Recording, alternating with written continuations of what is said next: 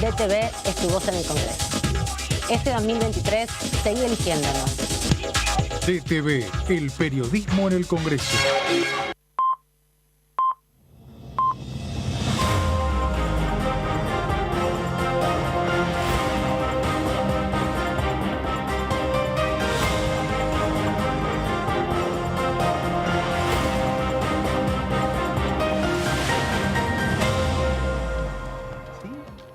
Hola, ¿cómo andan? Bienvenidos, bienvenidas. Aquí estamos en la tercera edición de DTV. Ya, bueno, después de estas maratónicas sesiones de martes y miércoles, dos en esta semana, vamos a estar conversando y analizando todo lo que ha dejado la visita del jefe de gabinete, obviamente, y el debate que se dio el día martes. Pero voy a saludar a mis colegas y compañeros que están aquí conmigo, Claudio Mardones, Gaby Vulcano, ¿cómo andan? ¿Qué tal? ¿Cómo estás? Hola, Amanda, buenas tardes. ¿Todo bien? Bien, muy bien. Bien, me parece bárbaro porque tenemos justamente el presidente del bloque, Germán Martínez. Hicimos un poco de misterio para tu presentación. ¿Cómo andás? Bienvenido. ¿Cómo le va? ¿Bien? Bien, ¿te Bueno, estás, buenas tardes para todos. Buenas tardes, estás Germán. descansando un poco después de los 2 días? No, hoy no hubo nada de descanso. De hecho, estoy bastante cansado. Y sí. Me cansó más el martes que ayer. Claro, es que fue difícil, ¿no? El martes, por más que tenían quórum, Sí. que se pudo constituir bien la Sí, sesión. no, pero no. Uno nunca se puede confiar en una sesión, así que ahí me llevó un poquito más de energía. Ayer sabía, por la calidad del material del jefe de gabinete, que iba a salir bien. Qué emocionante también encontrarte a tu jefe político siendo... Lo dije porque sí, lo sentía, sé. ¿no? Realmente. Y ni siquiera como presidente de bloque, tener la oportunidad de... yo soy diputado nacional por una pertenencia a una corriente política interna de la provincia de Santa Fe que conduce a Agustín Rossi, digamos, ¿no? Entonces, tener la oportunidad de ser diputado y al mismo tiempo de que él sea jefe de gabinete y tener el privilegio además político de ser el último orador antes que hable el jefe de gabinete, bueno, para mí es como militante un orgullo. Ajá, me imagino. ¿Cómo estás viendo la situación política? Bueno, hoy se conoció la situación del Senado, Sí. que no se pudo sesionar porque se levantó la oposición y se fue. Vos venís como remando mucho esas situaciones acá en la Cámara de Diputados. No, ¿Qué pero lo que análisis hicieron haces? lo que hicieron hoy los senadores de Juntos por el Cambio y los aliados fue para mí un despropósito. Yo lo califiqué de inhumano, ¿no? Porque uno entiende la política y uno entiende que hay momentos donde vos querés demostrar que tenés un cachito más de poder que otro, ¿no? Pero cuando en ese intento de demostración de poder te llevabas puesto a familias que estaban pidiendo la ley Lucio, a familias que estaban pidiendo el alcohol cero, a familias que estaban pidiendo los cambios en el certificado único de discapacidad, cuando no lográs ni siquiera empatizar con la necesidad que nosotros expresamos, creo que con mucha corrección el martes en el recinto, alrededor de lo que pasa en la provincia de Santa Fe y en la ciudad de Rosario, y en la necesidad de fortalecimiento de las instancias judiciales. Entonces me parece que fue un error gravísimo de la oposición. No solamente por no permitir y no facilitar que esas leyes se puedan aprobar, sino por la falta de empatía absoluta con los colectivos de ciudadanos argentinos y argentinas que están detrás de cada ley. Vos me decís, ¿eso ya lo veníamos viendo muchas veces en la Cámara de Diputados? Sí. También te quiero decir que todas estas leyes salieron de la Cámara de Diputados prácticamente por unanimidad, antes de que empiecen los dos bloqueos. El de final de noviembre por el Consejo de la Magistratura, que se llevó todo diciembre, y el del el mes de enero y febrero alrededor del tema del juicio político. Estas cosas, esta agenda fue una agenda que pasó por la Cámara de Diputados, inclusive semana después de la aprobación del presupuesto. Fueron las últimas leyes que se pudieron aprobar Claro. acá, de hecho. ¿Sienten que se está cambiando eso, estas dos posiciones que vos marcás que tuvieron, que tuvo la oposición puntualmente Juntos por el Sí. Cambio? ¿Está cambiando en relación a lo que está sucediendo en el Senado y que acá se está pudiendo avanzar un poco más, independientemente de lo que fue esta última sesión? Pero, a ver, si yo proyectara linealmente lo que pasó el 28 de febrero, con lo que pasó en la sesión del martes, con lo que pasó en la sesión del miércoles, uno podría decir que quizás entremos en una etapa, ojalá es también un poco de deseo, ¿no? De que podamos dar todos los debates que tengamos que dar, pero que podamos efectivamente sesionar, lo dije ayer, ir a las comisiones, poder sesionar todo. De todas maneras, ustedes saben lo que yo pensaba, que nosotros ese camino lo intentamos desde abril del año pasado hasta noviembre del año pasado, veníamos transitando ese camino. Por eso a mí me dolía tanto lo que pasaba en el mes de noviembre, diciembre, enero y febrero, porque no era el clima de trabajo que habíamos intentado generar desde post-FMI, si querés, post-Consejo de la Magistratura, post-Semana Santa el año pasado, hasta la última semana de noviembre. Bueno, me da la sensación de que podemos retomar ese clima de trabajo donde todos los actores son clave, donde el rol de la presidenta de la Cámara, con lo que ayuda, con lo que facilita a la construcción de acuerdos sirve, donde el rol de los líderes opositores es importante y bueno, y donde nosotros también tenemos que tener la capacidad política de construir los escenarios para que podamos sesionar, ¿no? Ojalá que sea así, eso es lo que espero, pero bueno. ¿Cambió algo para que se modificara esa situación que venía mi actitud teniendo? no cambió nunca, nunca. A mí, yo me reí mucho. El domingo había un editorialista del diario Clarín que puso en Zuleta, que puso en su nota, Germán Martínez peregrinó hasta el despacho de Mario Negri. Yo, de todas las veces que me junté con los líderes opositores, una sola vez fue en mi despacho. Una sola. O ha sido en el despacho de Mario Negri la mayoría de las veces, sí, algunos en el de Cristian Ritondo y otras tantas veces en la presidencia de la Cámara. Pero yo no tengo problema de ir de visitante a hablar con los líderes opositores. Y lo hice en los momentos más tensos de noviembre, diciembre, en el tema del Consejo de la Magistratura. ¿Se acuerdan que yo en una sesión blanqueé y dije acá, los líderes opositores tienen un plan que es pasar a febrero, ¿no? Y por eso me molestó tanto en aquel momento. Lo del 1 de diciembre fue horrible, ¿no? Pero la sesión antes de Navidad sin quórum fue, me parece, innecesaria. Y cuando uno en política hace una de más, la paga. Me parece que hoy los senadores de Juntos por el Cambio y los nuevos aliados que tienen hicieron una de más. Espero que acá también hayamos aprendido todos de la experiencia y podamos construir las condiciones para que podamos sesionar. Parece, Germán, que Juntos por el Cambio podría afrontar algún costo político en el Senado. ¿Vos crees que pagó algún costo político en la Cámara de Diputados Juntos por el Cambio por negarse a dar quórum hasta ahora? Sí, y yo creo que en algún lugar lo que plantea Gaby de qué cambió es que ya nosotros veníamos observando sobre el final del mes de febrero que esta actitud obstruccionista era insostenible. Porque los propios integrantes de tu bloque te van diciendo, che, no podemos seguir así. No podemos seguir así. Sí, porque, perdón, ellos lo que habían dicho cuando empezó el debate en la Comisión de Juicio Político desde Juntos por el Cambio, de hecho lo sacaron a través de un comunicado, es que no iban a facilitar el quórum para ninguno de los temas que impulsara el oficialismo y que ni siquiera iban a votarlos aún si estaban de acuerdo. Después fue modificándose ese discurso. Ahora, Gaby, ese comunicado, ¿vos pensás que lo hablaron con sus compañeros y compañeras integrantes de la bancada? Muchas veces se deciden arriba cosas que después la tenés que sostener abajo. Sí, eso se resolvió en la Mesa Nacional de Juntos por el Cambio. Y alguno puede decir, bueno, che, en el primer momento está bien, pero después, acordate que nosotros el martes aprobamos la ley de Laguna del Palmar, que nosotros ya ahí habíamos contado con Graciela Camaño, había venido a la Comisión de Recursos Naturales, empezamos a trabajar determinado proyecto y ellos ya empezaban a venir. Monotech, ellos habían ido a las comisiones, aunque no habían firmado dictamen. Bueno, eso se ve que había un poroteo en desarrollo. ¿Vos creés que si no hubiera estallado esta situación que nacionalizó y casi internacionalizó la situación en Santa Fe, habría sucedido lo que pasó el martes? ¿Lo digo? Sí, pero sí lo dije en todas las comisiones. A mí no me gusta cuando se dice, si no hubiera sido por la balacera, escúcheme, nosotros este tema lo tratamos en noviembre. Hicimos una informativa de primer nivel. Mire, nosotros tenemos un diputado muy, pero muy serio que sigue muchos temas vinculados a las cuestiones no solamente de la justicia, sino también de la seguridad y de la defensa, que es el diputado Ramiro Gutiérrez, diputado de la provincia de Buenos Aires, del Frente Renovador.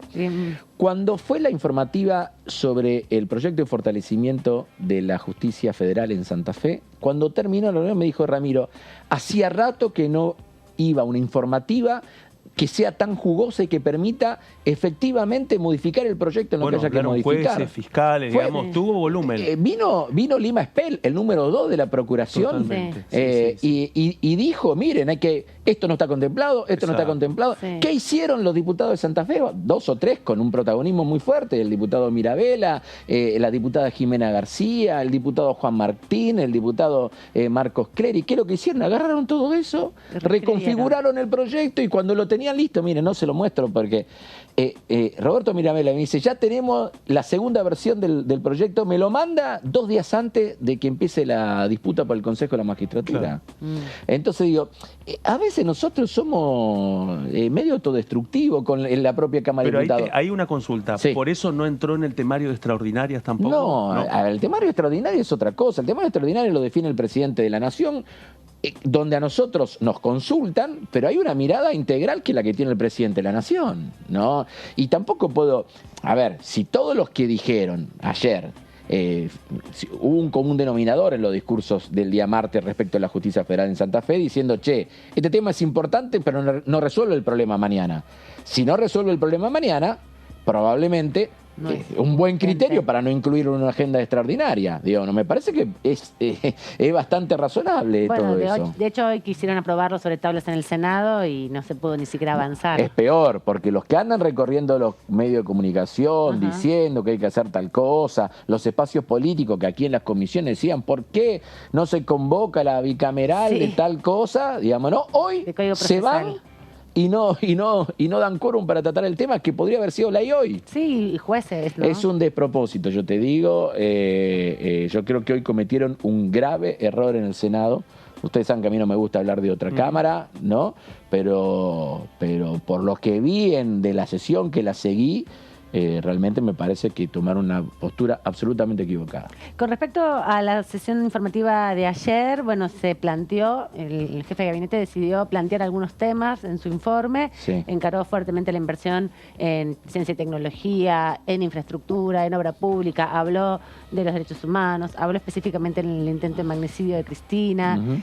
pero bueno, no habló de cuestiones vinculadas específicamente a los problemas económicos cotidianos, el tema de la inflación, obviamente. Pero no habló Amanda de eso porque No, sabía pero te que quería se le hacer iban una a preguntar. Exacto, digamos, ¿no? en Entonces, ese sentido, esa dinámica de las preguntas que se arman, ¿no? Sí.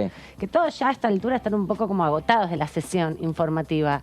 ¿Cómo se va tramitando? ¿Cómo se puede tramitar de una manera que sea mucho más eficaz en el proceso también del debate? primero dándole rutina. En la medida que nosotros tengamos rutinas Más cotidianidad, digamos. en sesiones informativas, a ver, imagínate que, porque después la política es la política, no lo negamos, estamos en un cuerpo político Sí, como es la sí. Cámara de Diputados. Rossi puede tener toda la intención de decir, bueno, arranqué a los 30 y pico de días, ya estuve en la Cámara de Diputados, en algún momento mandará la nota al Senado, después podrá volver a la Cámara de Diputados, porque quizás la dinámica política no te lleve necesariamente a que todos los meses Claro, sean, porque digamos, es una dinámica un es una- poco estricta para Ahora, una lógica. si nosotros cumplimos con esa dinámica, en lugar de tener 3.600 preguntas, vamos a tener ¿cuántas? 1.500, 2.000 Sí. o menos, digamos, ¿no?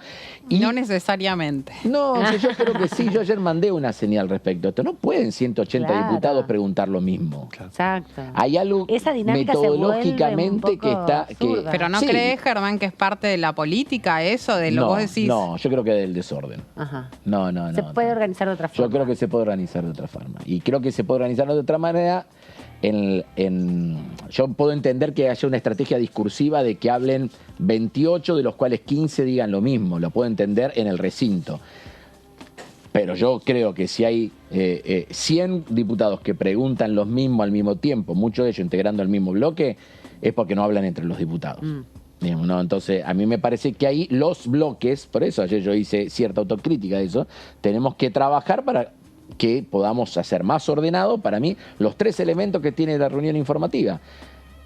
Las preguntas previas que le hacen al jefe de gabinete, que el jefe de gabinete distribuye entre los ministros, que compila y la pone a disposición de los diputados, su intervención Exacto, que hay y una el ida y decisión. vuelta. Y el ida y vuelta con la oposición. Ayer, de a rato, yo miraba la sesión y con la experiencia que tiene Rossi en este sentido, me hacía acordar los informes del primer ministro ante el Parlamento inglés, ¿no? Que que es prácticamente una cancha de fútbol, Sí, digamos, ¿no? Se grita mucho. Acá ahí. no fue pensado así el jefe de gabinete, de hecho no es un primer ministro, ni mucho menos, digamos, ¿no? Recuerden que quedó la idea del híbrido, la figura híbrida del jefe de gabinete en la Constitución del 94.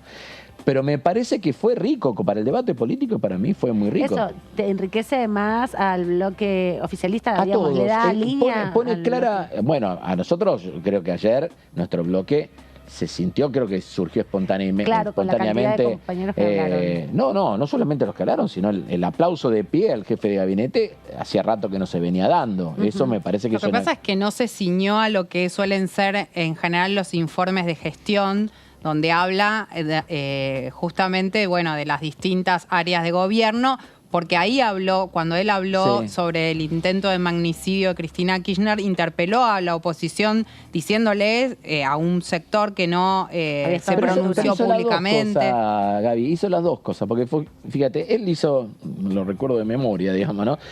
Arranca por la inversión extranjera directa, va al crecimiento del producto, del crecimiento del producto al crecimiento del empleo. Utiliza a la construcción y a la obra pública para hablar del tema del empleo. De allí se va a la infraestructura universitaria, de la infraestructura universitaria a las universidades nacionales. Previamente pasa por la ampliación de la jornada escolar. Primer gran aplauso tuvo que ver con la ampliación de la jornada escolar. Segundo, con las universidades de cercanía, como le llaman. Las nuevas universidades, digamos, nosotros, además, ambos, Rosy y yo, venimos insistiendo con la universidad en Reconquista. De allí va a las cuestiones de derecho humano a soberanía, de soberanía al FONDEF, al tema defensa, que lo conoce muy bien el jefe de gabinete, y termina con los 40 años de democracia. Pero todo en la primera parte, fue toda reivindicación de la gestión. Sí, pero tal vez lo que digo es que no es tan habitual. No cuando tecnología, como vos dijiste, en el medio pasó por ciencia y tecnología. Cuando él habló de la violencia política, cuando él hace ese paralelismo entre la figura de Néstor Kirchner y de Raúl Alfonsín, me parece que hay muchas consideraciones políticas, incluso cuando habla de esta frase que volvió a decir el expresidente Mauricio Macri, el curro de los derechos humanos, hace consideraciones políticas que tal vez no es tan común que en los jefes de gabinetes, cuando vienen a brindar informes de gestión, hagan eso. Bueno, me parece que en algún lugar el conocimiento de cómo funciona la dinámica de las reuniones informativas, por haberla vivido durante tantos años como diputado nacional, y una persona que está acostumbrada al debate político. Entonces, me parece que eso también te puede dar un plus en esa circunstancia. Pero yo creo que además hizo algo muy interesante, porque dijo, estas políticas públicas de nuestro gobierno, el gobierno del presidente Alberto Fernández, son un mojón para lo que viene. No volvamos para atrás en este tipo de cosas. Cuando muchas veces nosotros hablamos, vieron que está ese latillo común, pongámonos de acuerdo en 4 o 5 cosas y que no las cambie nadie. Bueno, tenemos una cantidad de cosas que se están dando ahora y que ojalá que no volvamos para atrás. No, a mí no me gustaría realmente que después de haber avanzado en la educación primaria, en la ampliación de la jornada escolar, venga otro de un plumazo y te diga, no, che, no te la financio más, porque el 80% de la inversión de la ampliación de la jornada escolar es nacional. 9.000 escuelas primarias en toda la Argentina con ampliación de jornada. ¿Quién pone el 80% de la guita? El presidente Alberto Fernández, ¿no? Entonces, eso también es importante marcarlo. Que no vengan de un plomazo a correr todo eso. Ahora, alguien me puede decir, ¿alcanza con eso? No. ¿Hay que dar vuelta a la escuela secundaria? No, me cabe la menor duda. Realmente yo coincido en eso, hay que dar vuelta a la escuela secundaria. Ahora, también necesitamos nuevas universidades. Y necesitamos atacar todos los frentes al mismo tiempo. Y vale para la economía, vale para cada cosa. Digo, creo que fue interesante y aparte dio insumos para el debate político. Ayer hubo... nosotros, hay una diputada de la provincia de Salta, que no le voy a nombrar, que siempre habla de Flybondi. Sí, ¿no? Sabemos quién es, ya nos dimos cuenta.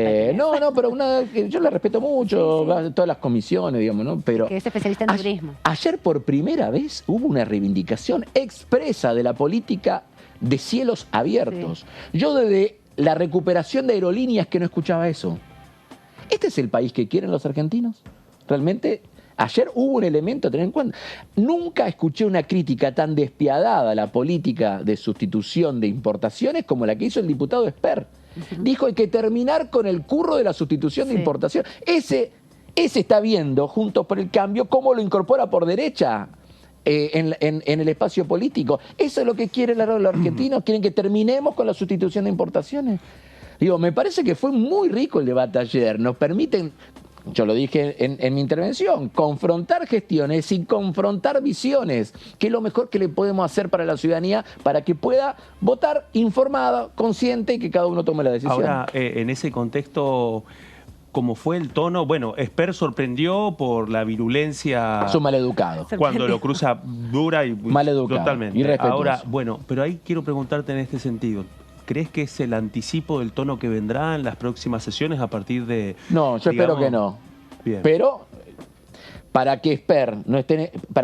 Lo voy a expresar al revés. Para que Esper esté en ese lugar es porque hay otros que lo bancan. Es así. Cuando vos armás una mayoría y decís, Esper, por lo que dice el artículo 180, 185, 188, esto basta, se terminó. También, pero alguien lo banca, esa postura. Para que haya alguien todo el tiempo murmurando. Fernando Iglesias, todo el tiempo murmurando. Habla uno, comentando, se da vuelta, mira para allá, digamos, no. Es la Cámara de Diputados. Claro. Eso se notó mucho también en este tiempo, donde se hace bastante referencia. Pero yo no creo que ese sea el clima general de los Okay. diputados. Habló fuertemente. Palazzo criticó fuertemente también la actitud de la otra vez de Pero cómo Ritondo. no, digamos, Pareciera que no hay posibilidad tampoco de sancionar. Habían sancionado a un diputado porque echaron de la Cámara. Bueno, pero fíjate esto, es que los reglamentos están pensados para que las sanciones sean situaciones excepcionales, porque también están pensados para que una mayoría mínima no incurra en arbitrariedades con otros diputados. Está bien como está pensado el presupuesto, el reglamento de la Cámara de Diputados. El problema es cuando vos querés aliarte políticamente con determinados sectores, entonces lo terminás bancando las barbaridades que hacen adentro del recinto. Si vos te acordás, cuando fue el homenaje a Eve de Bonafini, ya pasaron las cosas. Bueno, me tocó a mí en ese momento responderle a Esper. Entonces basta. Bueno, el martes hubo volvieron a plantear un discurso negacionista. La diputada muy bien respondido por nuestros diputados. Victoria Villarroel. Y bueno, fue electa en el marco de la democracia, es una diputada elegida democráticamente y sin embargo usó el recinto para pero te digo otra cosa, Patti también había sido electo por el pueblo. No llegó a asumir porque hubo en aquel momento la conformación de una mayoría que primero le impugna el pliego y después definitivamente lo saca de la Cámara de Diputados. ¿Hoy estamos en esa situación? No. Ahora, miremos de cerca, porque yo creo que si recuerdo alguna intervención cuando fue la sesión del 3 de septiembre por el intento de magnicidio a Cristina. Estas cosas existen porque las fuerzas democráticas no somos capaces de ponernos de acuerdo para decir hasta acá. Entonces lo que hay que reconstruir es la capacidad de que las fuerzas democráticas nos pongamos de acuerdo en decir hasta acá y que las fuerzas democráticas no estén tentadas a hacer política electoral con estos sectores que terminan haciéndole muchísimo daño a la democracia. En ese sentido, bueno, en el año electoral la Cámara va a cambiar la mitad de sus diputados. ¿Cómo vas viendo ese panorama en términos de las expectativas que hay, ¿no? Porque no hay un clima muy político en términos electorales para la ciudadanía y la perspectiva está puesta generalmente en la primera magistratura, sin duda. Pero la Cámara se fue transformando en esas mayorías justamente que venías planteando del 2016 en adelante, 2015 en adelante, y tiene una paridad permanente ahora, en los últimos 8 años. Sí, nosotros, tuvimos muchísima paridad en el 2009, mayoría holgada en el 2011, mayoría menos clara, menos contundente después del 2013. 2015 teníamos una mayoría mínima y claramente el PRO ¿cómo llamaban en aquel momento? Cambiemos laburaron para comer diputado en la coalición nuestra, digamos, eso pasó, se desarmó esa situación. En el 2017, aún ellos con mayoría, nosotros teníamos ya una presencia importante, aunque divididos en distintos sectores. Me parece que llegó para quedarse la paridad de fuerzas en la Cámara de Diputados, ¿no? recordemos que los diputados se eligen en la primera vuelta electoral, ni en las PASO ni en el balotaje, y las primeras vueltas son más parejas de lo que uno piensa, digamos, ¿no? Si encima viene sucediendo desde hace ya mucho tiempo que las elecciones intermedias, los electorados en general son muy críticos con los gobiernos del momento, excepto el 2017, que hubo una especie de ratificación del liderazgo de Macri en la elección del 2017. Yo recuerdo 2009 nosotros perdimos, 2013 nosotros perdimos, 2021 nosotros perdimos, ¿no? Entonces digo, es lógico que eso sea, que tengamos composiciones parejas. Pero bueno, nosotros tenemos que aspirar, como todo espacio político, a ganar 3 elecciones seguidas y conformar una mayoría clara en la Cámara de Diputados. Hasta que se consolide ese número, bueno, ahora vienen, en los próximos 3 meses tenemos elecciones en Río Negro y en Neuquén el 16 de abril. Hay una tanda grande, 7 y 14 de mayo. Exactamente, sí. Por eso, 7 y 14 de mayo, y en junio, entre mayo y junio y abril tenemos 14 elecciones dobladas que terminan con las elecciones en Córdoba y las PASO mendocinas. Sí, y en el medio cierre de listas. Bueno, ¿cómo van a sesionar? Esa es la gran pregunta. Bueno, ¿cómo está tu Tetris en eso? Bueno, por eso que nosotros vamos... El otro día yo ya lo planteé, bueno, está circulando porque lo planteé en labor parlamentaria, de que nuestra intención es que tengamos una semana muy, muy activa de comisiones post Semana Santa. Y que podamos llegar en condiciones de que el miércoles 19 podamos estar sesionando de nuevo. Y bueno, tenemos que tener en cuenta la realidad electoral. Seríamos necios si no la tenemos en cuenta, porque aparte... No vas a tener diputados. Si no, se te van a... Porque no te afecta solamente a tu bloque, sino a todos los bloques. ¿Están conformes con el funcionamiento de la Comisión de Juicio Político hasta ahora? Sí. ¿Tenían expectativas más altas o les parece que...? Yo estoy muy conforme con la tarea. Está yendo todas. No solamente de la comisión en sí mismo y de la conducción de la comisión. Yo creo que la tarea que está desarrollando Carolina Galiar como presidenta de la comisión es impecable, sino además el funcionamiento nuestro como bloque dentro de la comisión. Yo estoy muy satisfecho, tenemos diversidades políticas en nuestro espacio, diversidades territoriales en nuestro espacio, y estamos haciendo una gran tarea. Yo creo que vos fíjate cómo arrancó, ¿no? Supuestamente íbamos a arrancar, decían que íbamos a hacer un zafarrancho, que no íbamos a pegar a los reglamentos, que iba a ser toda arbitrariedad, que no iban a impugnar, que no iban a judicializar, que no iban a no sé qué. Acuérdense que querían hasta impedirle a la presidenta de la comisión que sea presidenta de la comisión. Sí. ¿No? Se dijo que se tenía que excusar la presidenta de la comisión de juicio. Las cosas que se dicen en la Cámara de Diputados realmente bastante insólitas, digamos, ¿no? Y desde ese lugar arrancamos, y yo creo que hemos hecho un trabajo tal que nos permitió no solamente abrir la investigación, que fue para nosotros un paso importante, sino que además hoy están claras las líneas de investigación sobre las que estamos trabajando. Y en cada una de esas líneas vamos avanzando en cosas concretas y con hipótesis que, por ejemplo, en el tema del 2x1 ya claramente han quedado manifestadas en el ámbito y en el seno de la comisión. Hoy renunció el presidente de la obra social. Claro. Y todavía no hablaron del tema casi en la todavía no empezaron con la investigación. Pero es uno de los elementos que a nuestro criterio pueden configurar no solamente mal desempeño, sino delito en el ejercicio de las funciones. Digamos. Entonces digo, no, me parece que estamos haciendo, y lo dije ya en el recinto y lo voy a decir, el nerviosismo que transmiten algunos sectores de la comunicación alineados con Juntos por el Cambio y con estos intereses oscuros del sector del Poder Judicial, me ratifica que estamos en el camino correcto, sin duda. Gracias, Germán, por este ratito aquí en la tercera edición. Gracias a ustedes, que sea muy bien. Que, bueno, te recuperes de toda la cansancio, toda la actividad en estos días. Seguimos. Me voy a Río Grande. Bien, perfecto. A Tierra del Fuego me voy. Perfecto. ¿Te vas a los homenajes de Malvinas? Primero me voy a acompañar a mi mujer, que tiene que presentar un libro mañana en Río Grande sobre temas vinculados a Malvinas. Mira. Ella viene trabajando estos temas, de hecho ella fue coordinadora del Centro de Estudios y el Observatorio de Malvinas de la Universidad de Rosario. Mira. Y bueno, y a partir de eso los compañeros y las compañeras me invitaron a vivir la vigilia, pero en Ushuaia, no en Río Grande, sino en Ushuaia, así que si Dios quiere, el sábado a la noche estaré participando con compañeros míos de la Cámara de Diputados del bloque en Ushuaia de la vigilia por Malvinas, ¿no? Bueno, entonces que lo disfrutes porque vas a hacer actividades muy Vamos a interesantes. trabajar, pero allá. Me parece muy bien. Bueno, Muy bien. nosotros seguimos aquí en la tercera edición repasando las discusiones que tuvo en torno a la justicia en Santa Fe, la justicia federal, robustecer la justicia federal de Santa Fe y el momento de la votación. El ministro de Seguridad estuvo en la ciudad de Rosario junto con el gobernador y con el intendente. Se aumentaron en una cantidad de 400 los efectivos federales que están destinados a patrullar la ciudad de Rosario. Se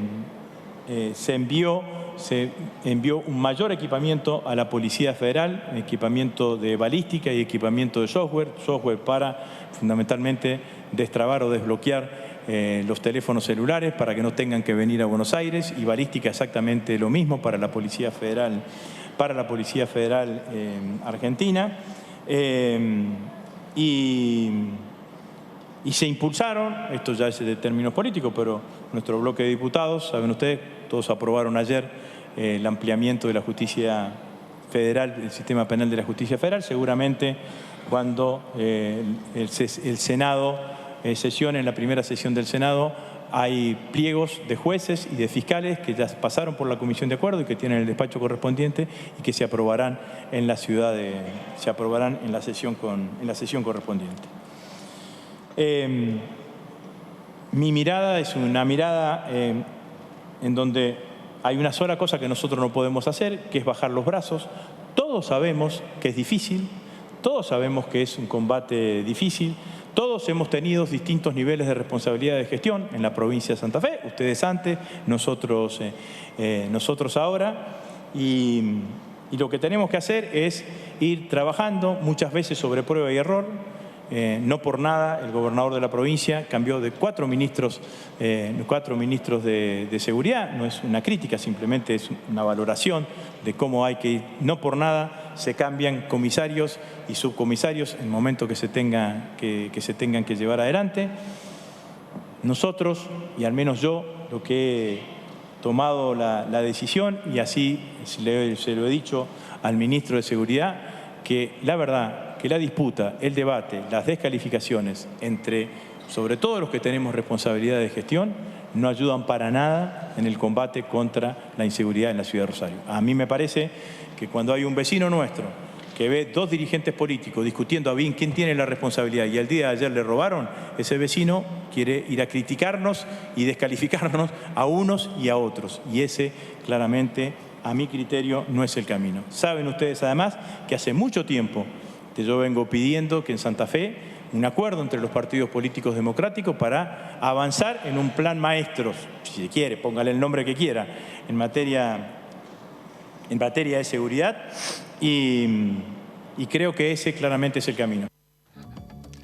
Bueno, era la participación, el pensamiento, la respuesta en algún sentido a los interrogantes que distintos diputados de la provincia de Santa Fe, de los diferentes bloques, le hicieron al jefe de gabinete. Estábamos confundidos si era la votación, porque bueno, se habló mucho de Santa Fe en estos días, en este rato, sobre todo el martes con la votación, pero ayer en el informe del jefe de gabinete también apareció el tema de Santa Fe y de la justicia federal. Creo yo que en parte Rossi llega a dar explicaciones, pero en otro contexto, especialmente por lo recorrido en el debate de Santa Fe. Me parece que otro habría sido la discusión ayer si realmente se hubiera estancado el debate en torno a esta creación de 50 juzgados, fiscalías y defensorías en el Fuero Federal de Santa Fe. Sí, total. Y además, si no hubiera sido de Santa Fe el jefe de gabinete, seguro también pasaba por otro lado. Hubo algunos cruces, pero también percibí que iba bastante preparado para contestar, polemizar. Sin papeles. Y además un tema que no es fácil, no sé cómo lo ven ustedes, pero digo, no es fácil además para un rosarino en el medio de esta situación, teniendo a Santa Fe en el epicentro de la discusión. Ahora vamos a seguir con todo este análisis, pero ya tenemos a nuestro próximo entrevistado y lo presentamos de esta manera.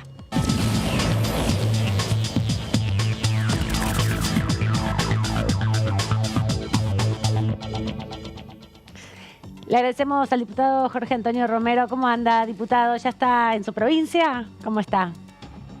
Sí, ¿qué tal? Buenas tardes. Sí, Bien. yo estoy en mi provincia. Solo le llegué quiero- esta mañana. Quiero pedirle que se encuadre un poquito mejor para que puedan leerle los labios, en todo caso, a aquellas personas que no A ver, que escuchan. no.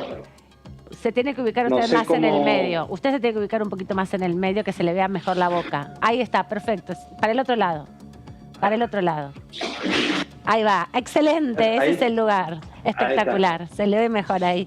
¿Cómo Bueno. anda? Sí, le decía que llegué esta mañana temprano, después de 2 días de intensa actividad parlamentaria. Creo que han sido 2 días realmente fructíferos porque hemos sancionado 4 leyes, o mejor dicho, en algunas medias sanción, de leyes que interesan a la gente, ¿no? Y después ayer escuchar el informe del jefe de gabinete, que es una manda constitucional, y que el jefe de gabinete, a poco tiempo de haber asumido, mandó a decir que quería ya participar y dar el informe que le corresponde, ¿no? ¿A usted ya le tocó escuchar a los 3 jefes de gabinete del gobierno de Alberto o le tocó Mansur y Rossi por ahora? ¿También lo escuchó Cafiero? de todos. Perfecto. Todo, ¿Y todo. notó diferencias en la forma? Porque, bueno, hacíamos un análisis recién con Germán Sí, Martínez obviamente. y nos parecía que este había sido uno de los más políticos de todos los informes.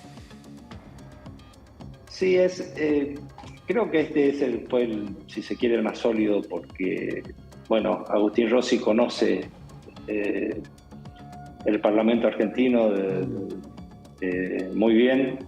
Transitó 10 años siendo jefe del bloque del Frente para la Victoria en su momento. Tiene un bagaje y una experiencia que hace, ¿no es cierto?, que incluso ayer tuvo su exposición sin leer un solo papel, respondiendo las respuestas con mucha solidez. Es decir, creo que ha sido un muy buen informe, un informe realista, un informe donde ha expuesto cuál es la situación del gobierno, las virtudes y los defectos que tiene el gobierno argentino. Así que yo por lo menos me vine muy conforme de lo que hemos escuchado ayer, ¿no? Diputado, ¿qué tal? ¿Cómo está? Gabriela Vulcano lo saluda. ¿Qué expectativas tiene para la próxima sesión? Que recién nos decía Germán Martínez que la idea es que sea después de Semana Santa, y teniendo en cuenta que se va acercando cada vez más las fechas de las distintas elecciones que va a haber en nuestro país. Sí, la expectativa es que podamos seguir trabajando, que podamos sesionar. Creo que la semana después de Semana Santa vamos a tener una semana de trabajo en comisiones, y después tendríamos sesión en la próxima. Esperemos que se lleve a cabo, ¿no es cierto?, porque que la oposición no siga poniendo palos en la rueda y no nos siga obstruyendo el quórum, como ha sido últimamente. Hoy tuvimos el desagrado, ¿no es cierto?, que en la Cámara Alta el Juntos por el Cambio no ha permitido que se pueda sesionar, teniendo leyes tan importantes como fue la ley Lucio. Entonces, la expectativa es que podamos trabajar, que podamos sesionar y en la mayor cantidad posible, ¿no es cierto? Si bien estamos en un año electoral, tenemos turnos de elecciones provinciales ya en el mes de mayo, en el mes de junio. En abril que va también. A dificultar un poco, en abril también, que va a dificultar un poco la tarea legislativa, pero esperemos que no obstante eso podamos llevar adelante sanciones de algunas leyes que están esperando, que son importantes. Diputado, ¿cómo le va? Claudio Mardones lo saluda. Bueno, entre tal, las Claudia? elecciones que se vienen para los próximos meses están las legislativas de su provincia. Y por lo que he venido siguiendo, bueno, el clima ya se está empezando a recalentar de lo que va a ser el debate electoral en Corrientes, provincia gobernada por el radicalismo. Quería preguntarle qué sucedió a partir de este comunicado que difundió y que publicó el PJ de Corrientes criticando a la administración comunal de la capital provincial por la paralización de una obra. Es la sede del PJ Corrientes. ¿Qué sucede para que una medida de este tipo llegue a ser una de las controversias, digamos, que está hegemonizando el debate público en la provincia en este momento? ¿Qué está pasando en su provincia con esto, diputado? La verdad que es inentendible la acción que realizó el municipio de la ciudad de Corrientes, ¿no es cierto?, en clausurar la casa partidaria del PJ a nivel provincial, no de la capital, por una teórica obra que se venía llevando a cabo que no es cierto. Si bien la casa del Partido Justicialista de Corrientes está en un proceso de construcción, pero que está parado desde el 2018, se habilitaron la planta baja y el primer piso, y el tercero quedó desde el 2018 parado por una serie de circunstancias, que no se estaban realizando ningún tipo de obras, no se está realizando nada, se está trabajando en la planta baja y en el primer piso, que están habilitados, que tenemos los planos aprobados, que tenemos las obras aprobadas, y de buenas a primeras nos encontramos con que el municipio de Corrientes ha hecho una inspección y ha resuelto clausurarnos a la casa del partido por supuestas obras inconclusas. La verdad que no entendemos cuál es el motivo, no entendemos esa persecución. A nosotros eso no nos amedrenta, pero sí tuvimos la necesidad de salir a denunciar, ¿no es cierto?, la persecución. Ahora ya eso se ha solucionado, ya la casa está habilitada nuevamente, así que esperemos que esto siga en los carriles normales y no tengamos este tipo de si se quiere, persecuciones políticas o aprietes que de nada le sirven ni a los correntinos, ni a las correntinas, ni al propio funcionamiento de nuestras instituciones. Diputado, en ese sentido, ¿cuál es el clima político entonces de cara a las elecciones provinciales, ¿no? Porque si ustedes analizan que este tipo de acciones tienen que ver con una suerte de persecución política, ¿eso reproduce de algún modo o expresa de algún modo un clima tensionante dentro del proceso electoral? No. Yo no creo que pase de lo anecdótico y de un hecho puntual, ¿no es cierto? El clima se está poniendo tenso en la provincia, pero por distintas protestas sociales, paros docentes, protestas docentes. Mañana está ahí convocado una marcha importante de distintas organizaciones sociales, de sindicatos docentes que vienen realizando un plan de lucha ya hace un tiempo. Después de 15 años en la provincia de Corrientes hemos tenido paros docentes que llegó a la efectividad del 93% en toda la provincia, cosa que hace 15 años no ocurría en la provincia. Bueno, ese descontento sí se está empezando a notar por las políticas salariales que está llevando adelante el voy a darle un ejemplo, el gobierno radical de Corrientes en 11 años. Y históricamente en salarios en la administración pública se ocupaba el 60% del presupuesto. Bueno, hace 2 años, 3 años no llega al 40% del presupuesto. Es decir, como todos sabemos, todas las provincias hoy son superavitarias, están con dinero suficiente. Sin embargo, en la provincia de Corrientes el sueldo del empleado público realmente ha caído muchísimo. ¿Usted coincide con la caracterización que se está haciendo, bueno, justamente en relación con el debate respecto a la distribución de la riqueza que se produce en Argentina, que, bueno, Totalmente. justamente el sector municipal o el sector público local es el que tiene los salarios más atrasados, y cómo eso compatibilizarlo con un discurso que lo que busca es ajustar Totalmente. el Estado. Para que tenga una idea, en Corrientes un empleado municipal en la ciudad de Corrientes gana 40.000 pesos. Así que muy por debajo de la línea. Imposible sobrevivir. 40, perdón, por diputado, pobreza. 40.000 pesos. Y Perdón, diputado, ¿qué tal? Sí. Gabriela Vulcano lo saluda. 40.000 pesos. Sí, Gabriela. Lamentable. ¿Y 40.000 qué pesos, funciones así como lo cumple la persona que Un cobra? empleado municipal de barrendero, de actividades, de trabajos de dentro del municipio de la ciudad de Corrientes. Degradante.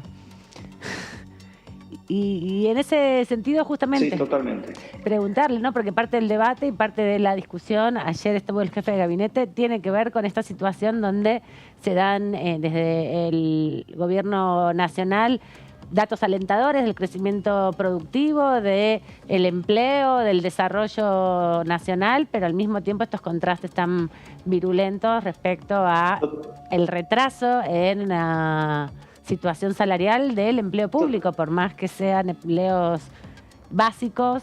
Totalmente. Tanto del empleo público como del empleo privado. Creo que es una asignación pendiente que tiene la República Argentina, ¿no es cierto?, en la distribución del ingreso. Si bien la economía está creciendo, los números lo demuestran, el empleo también creció, la desocupación bajó, pero lamentablemente esa puja distributiva es muy desigual, ¿no es cierto? Hay un sector, entiendo yo, un sector muy chico que se está quedando con la torta que significa el incremento de la actividad económica en el país. Entonces, lo que tenemos que lograr y lo que el gobierno nacional, entiendo yo, tiene que lograr, y la tarea pendiente y la autocrítica que tenemos que hacer, es que esa distribución sea mucho más equitativa, ¿no es cierto? Que el salario de los argentinos les pueda servir como para llegar a fin de mes y como para no tener los resaltos que hoy están teniendo, ¿no? Diputado, desde el año pasado, siguiendo un poco el tema de la escala salarial de los trabajadores municipales en su provincia, bueno, una de las discusiones del año pasado, precisamente respecto a si utilizar una suma fija de aumento o utilizar otras formas para poder paliar el impacto de la inflación, era dentro del Poder Ejecutivo y del Ministerio de Economía que precisamente poder aplicar una suma de este tipo lo que hacía en algunos casos es que ocupaba a veces casi el 50% del salario de un municipal en distintas provincias. Esto es una situación que atraviesa a una gran cantidad de provincias, podríamos decir que casi a todas las provincias con respecto a la escala salarial de sus trabajadores y trabajadoras municipales. Pero ahí quería preguntarle, en ese sentido, ¿el oficialismo está debatiendo acá en la Cámara de Diputados? ¿Han visto alguna forma de poder afrontar esta situación sin perder de vista la autonomía municipal? Pero también es cierto que si en este contexto, esta ha sido una de las pocas formas de saber lo poco que cobra un trabajador municipal en distintas provincias de nuestro país, si no, pasaría por un tubo esa información. ¿Cómo lo están analizando en el seno del oficialismo? Y también si han compartido esta problemática con otros diputados de su provincia o de otras provincias que tienen escalas salariales de municipales tan bajas. Sí. El análisis lo hacemos, ¿no es cierto? Ahora no está en nuestro ámbito ni está en nosotros poder solucionarlo. Eso corresponde a las administraciones municipales y a las administraciones provinciales, porque también los sueldos provinciales tienen casi el mismo problema que los sueldos municipales. Son ellos, las distintas provincias hoy tienen los recursos suficientes como para destinar más dinero a solucionar el salario de sus trabajadores. Entonces, nosotros desde el Congreso de la Nación, lamentablemente no tenemos las facultades como para imponer un tipo de de aumentos ni para disponer, ¿no es cierto?, más que instarlo a que se reúnan en las paritarias y puedan tener mejores ingresos, no tenemos otro poder para poder llevar adelante una mejor situación de estos trabajadores, ¿no? Gracias, diputado, por este ratito aquí en la tercera edición de TV. Nos dejó todos un poco choqueados con esa información que nos compartió respecto a cuál es el salario de un trabajador o una trabajadora municipal en Corrientes. Así que le agradecemos mucho por la información y también por compartir su perspectiva sobre lo que ha sucedido en estos días aquí en la Cámara. Hasta luego, que tenga buen fin de semana. Al contrario. Gracias a ustedes, hasta luego. Adiós. Bueno, sí, el gran problema, ¿no? La Comisión de Asuntos Municipales se iba a juntar en el día de ayer, pero bueno, al final con toda la demora de la sesión del martes, suspendieron esa comisión, pero ahí sería como para hacer un mapa, ¿no?, de la situación Sí, municipal. mínimamente también es cierto que se puede utilizar el recurso de la Comisión de Asuntos Municipales para poder tener al menos una sesión informativa sobre la realidad de los trabajadores municipales, ¿no? Ahora, también es cierto que hay una discusión que pasa por el tema de la coparticipación federal y las coparticipaciones provinciales, ¿no? En algún momento el presidente Alberto Fernández dijo que los gobernadores eran muy federales para reclamar la coparticipación federal, pero muy unitarios para aflojar con las coparticipaciones municipales, para abajo, ¿no? Estás adentro. Eso, bueno, parece Otro que discurso. eso impacta de una forma muy dura en las escalas salariales Claro. de los municipios. Y además pensar, ¿no?, que hasta el 2016 estaba, por ejemplo, el fondo sojero que se destinaba El Fofeso. de manera directa a los municipios para obras de infraestructura o de sostenibilidad, digamos, de los Sí. municipios, pero para inversión pública, Sí. el cordón cuneta, Exacto. que el macrismo lo suspendió, ¿no? Lo suspendió después de la firma del segundo pacto fiscal. Ajá. Ahí fue O la sea, en el caída. 17. Fue Exacto. difícil ese punto para Sí. Cuando en el gobierno de esto fue en el Digo, gobierno porque de esa Cambiemos plata fue se difícil. podía destinar a los salarios Furia antes de y la los plata que antes se gobernadores. usaba. Furia de los gobernadores. Sí, fue muy complicado. Sí. Ese fue uno de los puntos que trababa la firma del pacto Totalmente, fiscal. exactamente. En un contexto en donde es financiamiento a partir de las retenciones a las exportaciones de soja para financiar obras de pequeña y mediana escala, Claro, ¿sí? el cordón Plazas, cuneta. cordón cuneta, pavimento. Lo cierto es que con tan compleja es la relación entre el Estado Nacional y las provincias que desde entonces hasta ahora nunca más se restituyó el No, Fofeso. claro. De hecho, hay varios proyectos presentados por oficialistas y opositores para restituir el Fofeso y hasta ahora silencio de radio. Sí, en el momento en que Cristina Kirchner lo había incorporado, cuando fue toda la discusión de las retenciones, el voto no positivo, Totalmente, es posterior. que a partir de eso, Sí. la respuesta que hace el gobierno nacional es constituir este fondo que es de manera directa para, bueno, referenciar a qué se estaban oponiendo con las retenciones móviles y esa discusión sobre Sí. para qué es esa plata, que siempre se dice, bueno, para el gobierno central, había canalizado de una manera directa a los municipios, ¿no?, que eran actores justamente para esta discusión, porque si los recursos te llegan de la provincia, vos lo puedes destinar al salario, mejorar las condiciones salariales y toda la otra parte, sostenerla con este tipo de inversiones. Totalmente. Un fondo además que lo administraba el Ministerio del Interior, en Exacto. aquel momento en manos de Rogelio Frigerio, o sea que además el entonces ministro del Interior de Mauricio Macri se quedó sin una herramienta financiera muy importante en la relación con los gobernadores y con los intendentes. Y una estrategia política que truncaron en punto, ¿no? Totalmente. Bueno, después parte de eso quedó atado a las negociaciones también del Ministerio del Interior con los fondos del ATN y con partidas específicas, pero del Fofeso, del famoso Fofeso, no se volvió a hablar. No, y es algo que tenía un impacto directo y positivo en relación justamente a cómo se distribuyen los recursos que genera la riqueza nacional, ¿no? Pero bueno, quedará para el recuerdo. A nosotros nos viene a la memoria porque ya tenemos un par de años. Pero estábamos conversando justamente antes de irnos a la pausa, faltan unos minutos, de la participación del jefe de gabinete ayer. Hablamos con Germán Martínez recién, hablamos también con el diputado Romero hace un ratito sobre su impresión y todos coinciden que fue el discurso más político, ¿no? Parecía más la apertura de sesiones, la discusión en algún punto cuando hacía el informe inicial que un informe con datos duros, como bien decías Gaby, que en general estábamos escuchados muy aferrados a los datos, los otros jefes de gabinete, ¿no? Sí, a mí me parece que después tal vez vamos a ver algunas placas sobre eso. Lo que más me llamó la atención justamente de el discurso de Agustín Rossi es la parte, si se quiere, más política, el análisis político que hace de algunos temas. Sobre todo él introduce algo que generó cierta discusión. Escuchábamos a los diputados y diputadas de la oposición gritar en ese momento cuando habla de violencia política y él plantea que la violencia política comenzó durante el conflicto con el campo en el 2008. En parte, los cuestionamientos que se le hacen es porque, en general, cuando se habla de violencia política en nuestro país, se la asocia a los años 70, ¿no? Solamente Cosa esa que etapa. le dijo Carlos Heller después en un momento.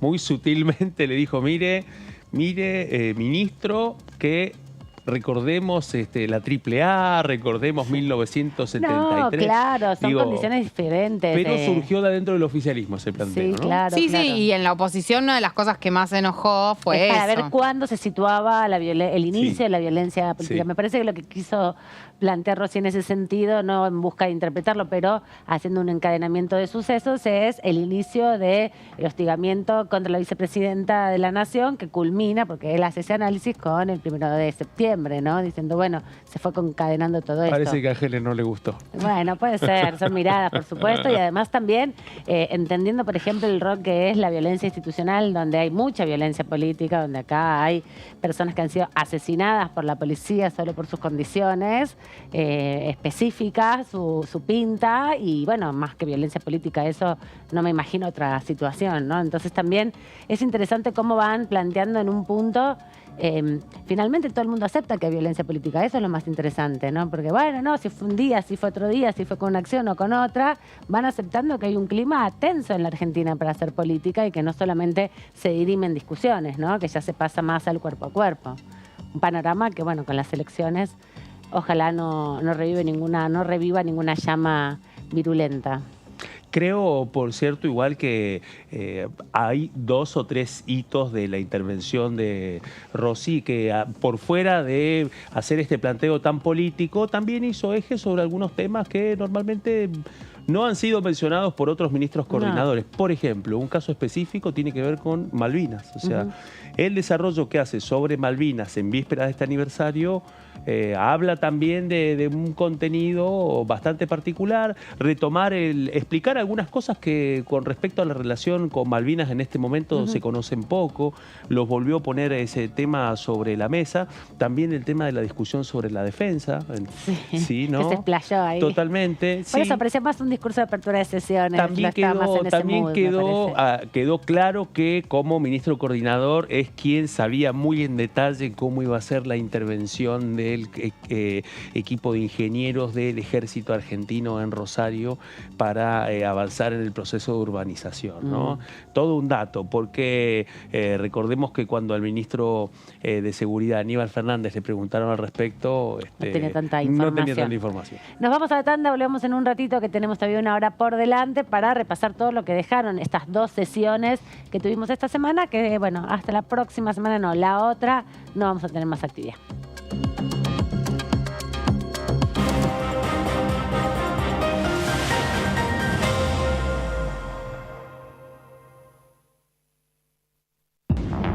Hola, hola, ¿cómo les va? Bienvenidos a una nueva edición de Ecoagenda. Antes de que aparezca un incendio, el Servicio Nacional, el Ministerio de Ambiente, está presente.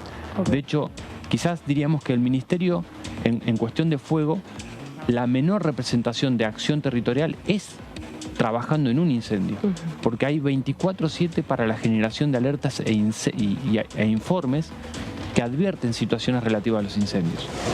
La ley de pases en realidad lo que está haciendo es generalizar de qué manera nosotros vamos a regular el uso de los envases, y más que el uso, todo su proceso de gestión, desde el momento en que se diseñan los envases hasta el momento que el consumidor deja de utilizarlos. Es una ley muy importante que necesita la Argentina. Ecoagenda, jueves 23 horas.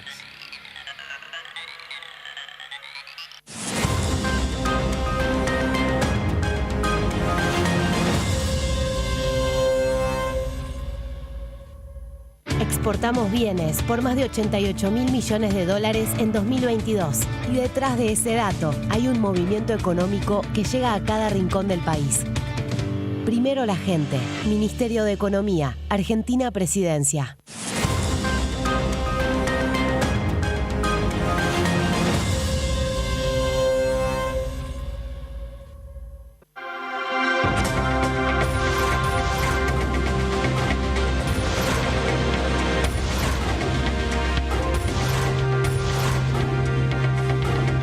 Ellos son tu voz en la primera edición. DTV, el periodismo en el Congreso.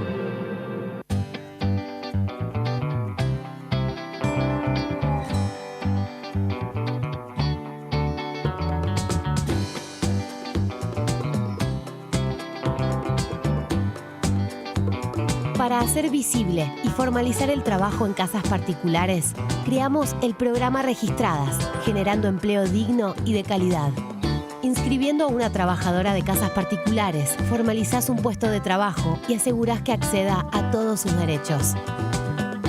A través del programa Registradas, durante los primeros 6 meses, el Estado cubre el 50% del sueldo de las nuevas trabajadoras.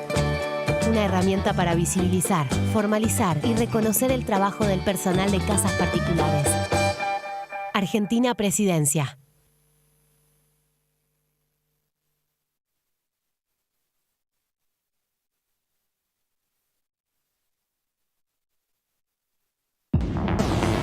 Hola, ¿cómo va?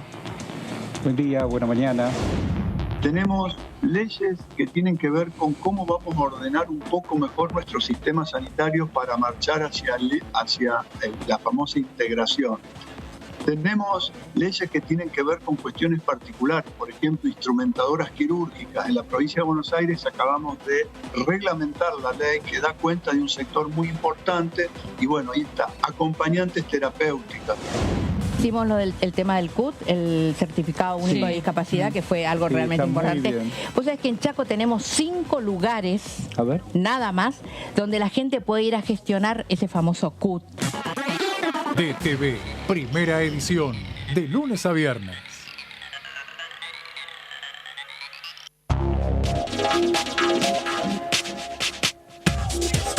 DTV es información, diálogo, análisis. DTV es federalismo, libertad de expresión, pluralidad de voces. DTV es todo lo que en democracia un país debe ser. DTV es tu voz en el Congreso. Este 2023, seguí eligiéndonos. DTV, el periodismo en el Congreso. Continúa abierto el registro de acceso para los subsidios a la energía. Ahí podrás realizar la solicitud para acceder a los subsidios de gas y electricidad. Ingresá a www.argentina.gov.ar/subsidios y completa el formulario de inscripción. Acordate de tener las facturas a mano, ya que se te van a solicitar datos de medidor y número de usuario. No hace falta que el servicio esté a tu nombre. Con la segmentación energética, construimos un sistema energético más justo y sustentable y seguimos acompañando a quienes más lo necesitan. Secretaría de Energía, Ministerio de Economía, Argentina Presidencia.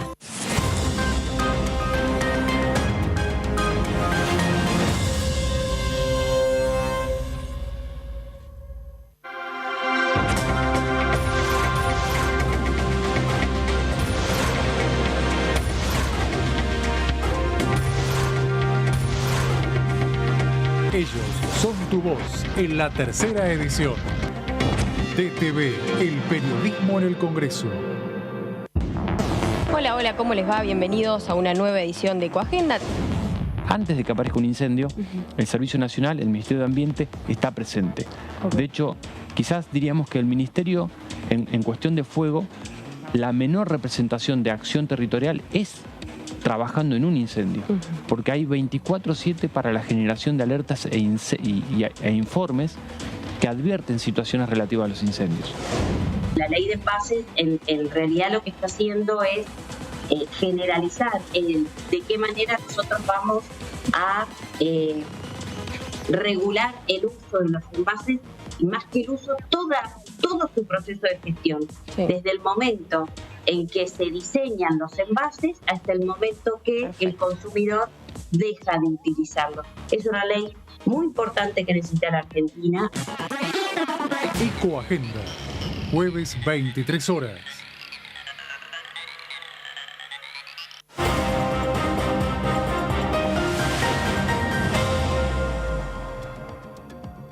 Seguimos aquí en la segunda hora de DTV y les comentábamos justamente que ayer estuvo Agustín Rossi, jefe de Gabinete Nacional, y la Cámara de Diputados hizo un breve resumen de su presencia aquí, el primer informe.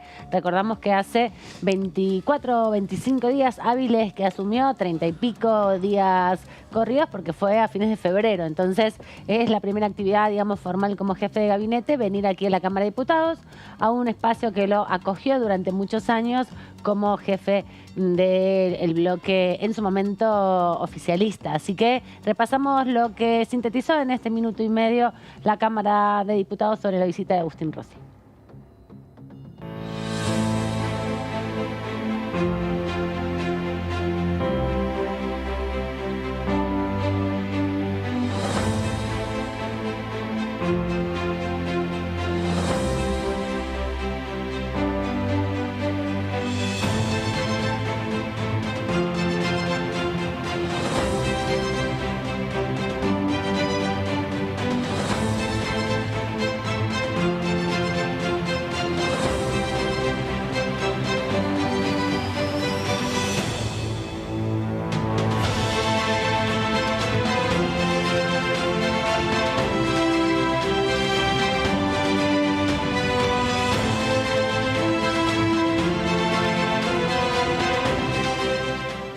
Agradecerle a los diputados de la oposición y, como siempre, compañeros y compañeras del bloque del Frente de Todos, un abrazo enorme. Muchísimas gracias. Agradeciendo la presencia del jefe de Gabinete de Ministros y de sus colaboradores, se da por cumplido el informe. Queda levantada la sesión informativa. 40 años, democracia siempre. Diputados Argentina. 40 años de democracia y esta forma también de comunicar que tiene la Cámara lo van a poder ver en sus redes sociales, en Twitter y en Instagram. Es una manera de sintetizar el pasaje por aquí de el jefe de gabinete. Gaby, vos también hiciste una suerte de síntesis de los momentos más álgidos de esta sesión, que fue bastante tranqui para lo que estamos acostumbrados en las últimas sesiones en la Cámara de Diputados. No hubo tanta discusión. Sí, no hubo tanta discusión. Uno de los temas que recién hablábamos es la cantidad de preguntas que suelen hacerse y que muchas veces se repiten.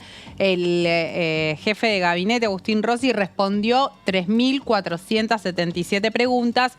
Esto aclaramos que esas preguntas se hacen previamente por escrito, se responden también por escrito y después en el recinto se hacen algunas de esas preguntas, claramente no la cantidad que estamos mencionando, estas son las que van por escrito, pero lo que decíamos, muchas de esas preguntas se repiten y por esa razón, bueno, recién nos explicaba Germán Martínez que es necesario ver si se pueden ordenar un poco para que no sea tan repetitivo y también al momento de la intervención de los diputados y las diputadas. Otro de los temas es que hablamos, bueno, que el informe de gestión que solemos escuchar, se da un informe de cada una de las áreas de gobierno, se cuenta qué políticas se están llevando adelante. En general, obviamente, el jefe de gabinete lo que hace es defender esas políticas de gobierno.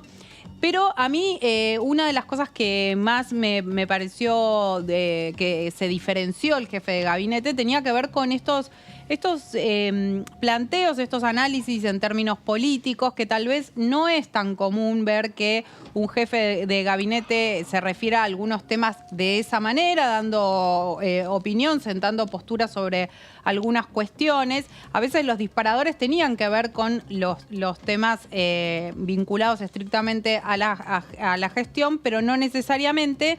Y eso es también lo que generó cierto enojo dentro de la oposición en esos momentos donde el jefe de gabinete, bueno, se refería más a algunas cuestiones políticas donde también interpelaba a la oposición. Además empezó incorporando la dimensión de la política internacional, ¿no? ¿Qué es lo que está pasando en el mundo?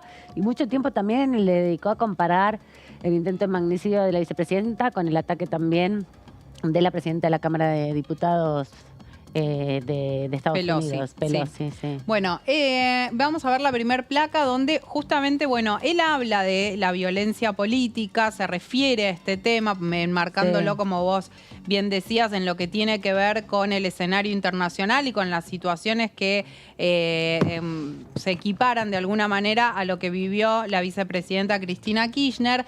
Él dice, lamentablemente el año pasado volvió la violencia política con el intento de magnicidio contra la vicepresidenta. Este acto de violencia política hubiese merecido una respuesta más contundente de la dirigencia política.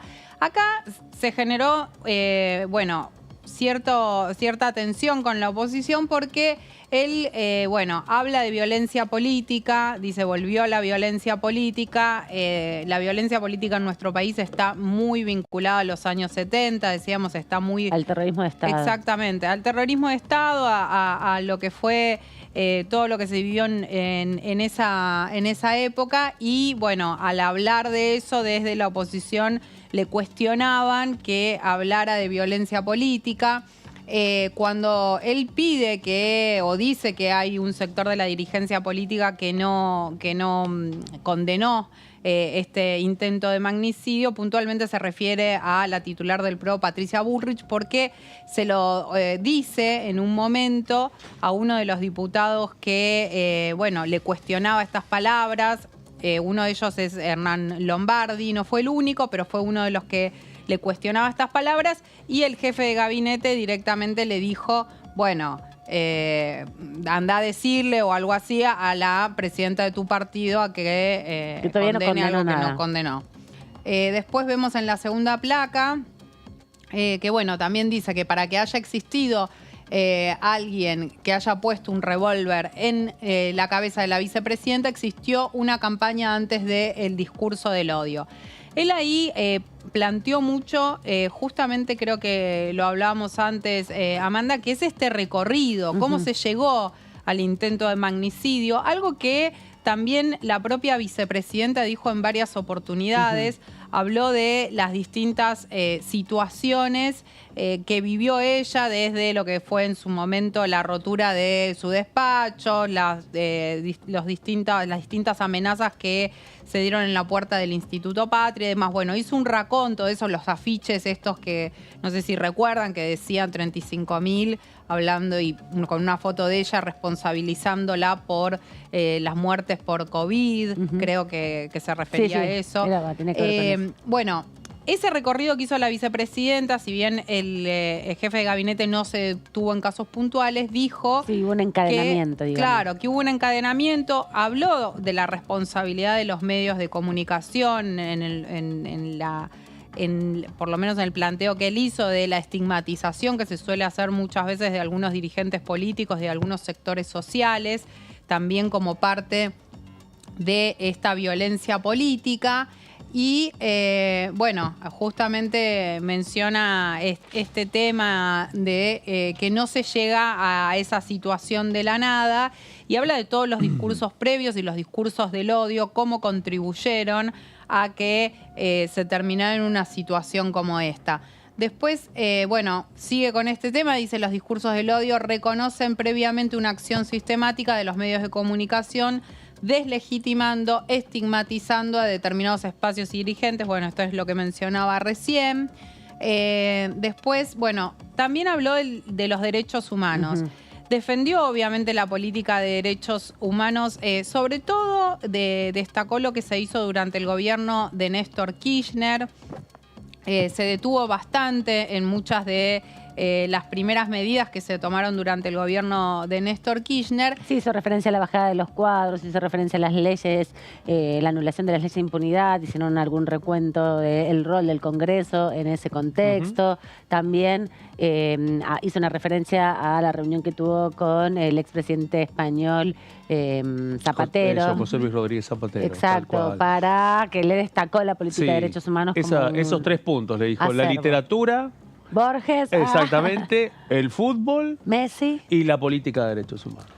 Bueno, pero más allá de lo que tiene que ver con esa defensa de la política de derechos humanos que llevó adelante el gobierno de Néstor Kirchner, Cristina Kirchner, y del actual gobierno de Alberto Fernández, él después se metió en algo que tiene que ver con una discusión política que viene desde hace mucho tiempo, con algunos discursos negacionistas, con algunos discursos donde están constantemente poniendo en duda la cifra de desaparecidos y bueno, tomó una frase que decíamos antes del expresidente Mauricio Macri, que ya la había dicho y que la repitió hace muy poco, inclusive la repitió en la semana en que se cumplían justamente, bueno, que eran venían las movilizaciones el 24 de marzo, la semana de la memoria, sí, ¿no? Porque a esta altura ya no se habla de la Semana de la Memoria por la cantidad de actividades que hay. Y dijo, los derechos humanos no son un curro, en alusión a esto de lo que decía, de la frase de Mauricio Macri, de el curro de los derechos humanos. Él dice, los derechos humanos no son un curro. En todo caso, un curro es lo que quieren, es los que quieren reconocer los 30.000 detenidos desaparecidos porque no quieren, porque no se animan a condenar el golpe de Estado del 24 de marzo del 76. En realidad, lo que planteó con eso es que quienes no quieren reconocer la cifra de desaparecidos es porque están poniendo en cuestión de alguna manera hasta qué punto condenan o no lo que fue la última dictadura cívico-militar. Después dijo también sobre este tema, lamentablemente para un sector de la política argentina, nunca dice la palabra dictadura. Para muchos de ellos no fue una dictadura, sino que fue otro gobierno, el gobierno de los militares. Bueno, esto también en alusión a quienes suelen utilizar todavía la palabra proceso, sí, o hablan del gobierno de los militares, o llaman a los genocidas, los refieren como presidentes. Y veníamos de la sesión que hacíamos referencia con Germán Martínez del día anterior, donde Victoria Villarruel, diputada por el espacio de Javier Milei, reivindicó al terrorismo de Estado a partir de reivindicar algunos de los subgenocidas, de sus principales genocidas, ¿no? Así que estaba al tanto, podemos decirlo, si no se le pasó esa No le pasó inadvertido, más teniendo en cuenta además que en el caso de Villarruel, bueno, nos encontramos con que esta vez muchos se enteraron cómo habla Villarruel. Sí, porque prestaron atención tiempo, recién. Claro, pocas veces ha hablado esta diputada y menos así, digamos. Pero hay que decirlo, es la figura clave en el bloque que tiene a Javier Milei como principal representante y que también suma una articulación informal con Carolina Píparo del bloque de José Luis Esper, ¿no? Que ya presentó ayer bloque propio, así que ya está bueno, escindida, Libertad Buenos Aires. Como Castells, Buenos Aires como está libre. pasando con Castells en la coalición cívica. Y pasa. Sí, bueno, y a su vez, al ser parte de el bloque que conforma con Javier Milei, sabemos que Javier Milei tiene un armado político con algunos sectores que también son negacionistas. El caso, si se quiere, más conocido es la alianza que tiene en Tucumán con Ricardo Bussi, hijo del genocida Antonio Bussi, que fue diputado y quien además ha tenido, en el caso de Ricardo Bussi, tiene un discurso también donde cuestiona la cifra de desaparecidos, entre muchas otras cuestiones vinculadas a la última dictadura cívico-militar. Decíamos en el otro de los puntos, a ver en la próxima placa, bueno, habló también de Aerolíneas Argentinas. Habló de muchas cosas, yo hice un recorte porque realmente hay muchas cosas. Hizo un informe bastante extenso sobre Aerolíneas Argentinas, pero a mí me pareció interesante que ahí la idea era, bueno, problematizar, si se quiere, más a fondo algo antes de discutir si Aerolíneas Argentinas genera pérdida, no genera pérdida, si hay que privatizarla o tienen que estar en manos del Estado. Él planteó una discusión más de fondo que tiene que ver con esto que dijo. Dijo hay que discutir si quieren o no una aerolínea de bandera, porque esa política significa que venga cualquier empresa que va a elegir qué destinos hacer y se van a concentrar en las rutas más rentables. Esto también por momentos parece una respuesta a algunas cuestiones de las que estuvo hablando Mauricio Macri en el último tiempo, porque en las últimas entrevistas que dio, el expresidente se refirió nuevamente a Aerolíneas Argentinas y dijo, bueno, que si vienen otras empresas, los trabajadores de Aerolíneas Argentinas que trabajan bien, como corresponde, y que son buenos trabajadores y trabajadoras, serán tomados por empresas privadas que vengan a trabajar a nuestro país. Eso es la de la política de cielos abiertos que también hablaba hace un rato Germán Martínez aquí en la entrevista y que reivindicó justamente la línea de bandera como una manera de conectividad y de conectar a la Argentina y de permitir el desarrollo sobre todo de las provincias, ¿no? Porque si no tenés destino, si no tenés conectividad, si no tenés viajes que vayan de la Ciudad de Buenos Aires hacia algunos distritos, no se puede desarrollar la industria. Tal cual. Pero en ese contexto también esto volvió a abrir fue uno de los puntos más álgidos del cruce entre oficialismo y oposición. Yo ahí discrepo un poco con la perspectiva de algunos diputados del oficialismo, incluso con Germán Martínez, que ellos esperan de que no sea el tono de las próximas sesiones. Entiendo yo que posiblemente el acercamiento del calendario electoral posiblemente multiplique expresiones de este tipo. ¿Por qué lo digo? Porque eso en parte también explica por qué José Luis Espert también toma este punto, defiende la política de cielos abiertos e incluso dice, bueno, y si hay que subsidiar alguna ruta, la subsidiaremos, dijo Espert. Yo percibí ahí otro tono distinto que está mucho más vinculado en la arena que quedó abierta por el informe que ofreció el ministro Rossi. Me parece que, abrió también un escenario de ejercicio electoral para varios diputados y diputadas. Así es, fue un momento de discusión y de distintos idas y vueltas. Decíamos que en la sesión hubo muchos momentos donde lo interrumpían, había ciertos gritos.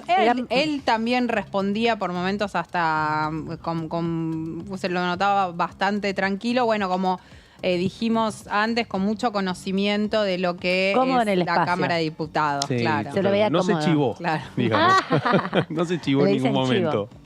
Habló del tema Malvinas, obviamente, habló de la política que el gobierno lleva adelante en lo que tiene que ver con Malvinas.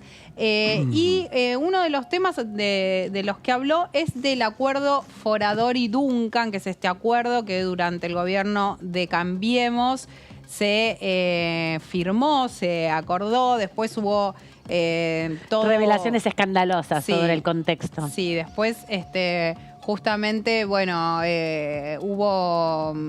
alrededor de eso información respecto a que no se firmó de la manera que debería haberse firmado ese acuerdo, como mínimo, más allá del acuerdo en sí mismo.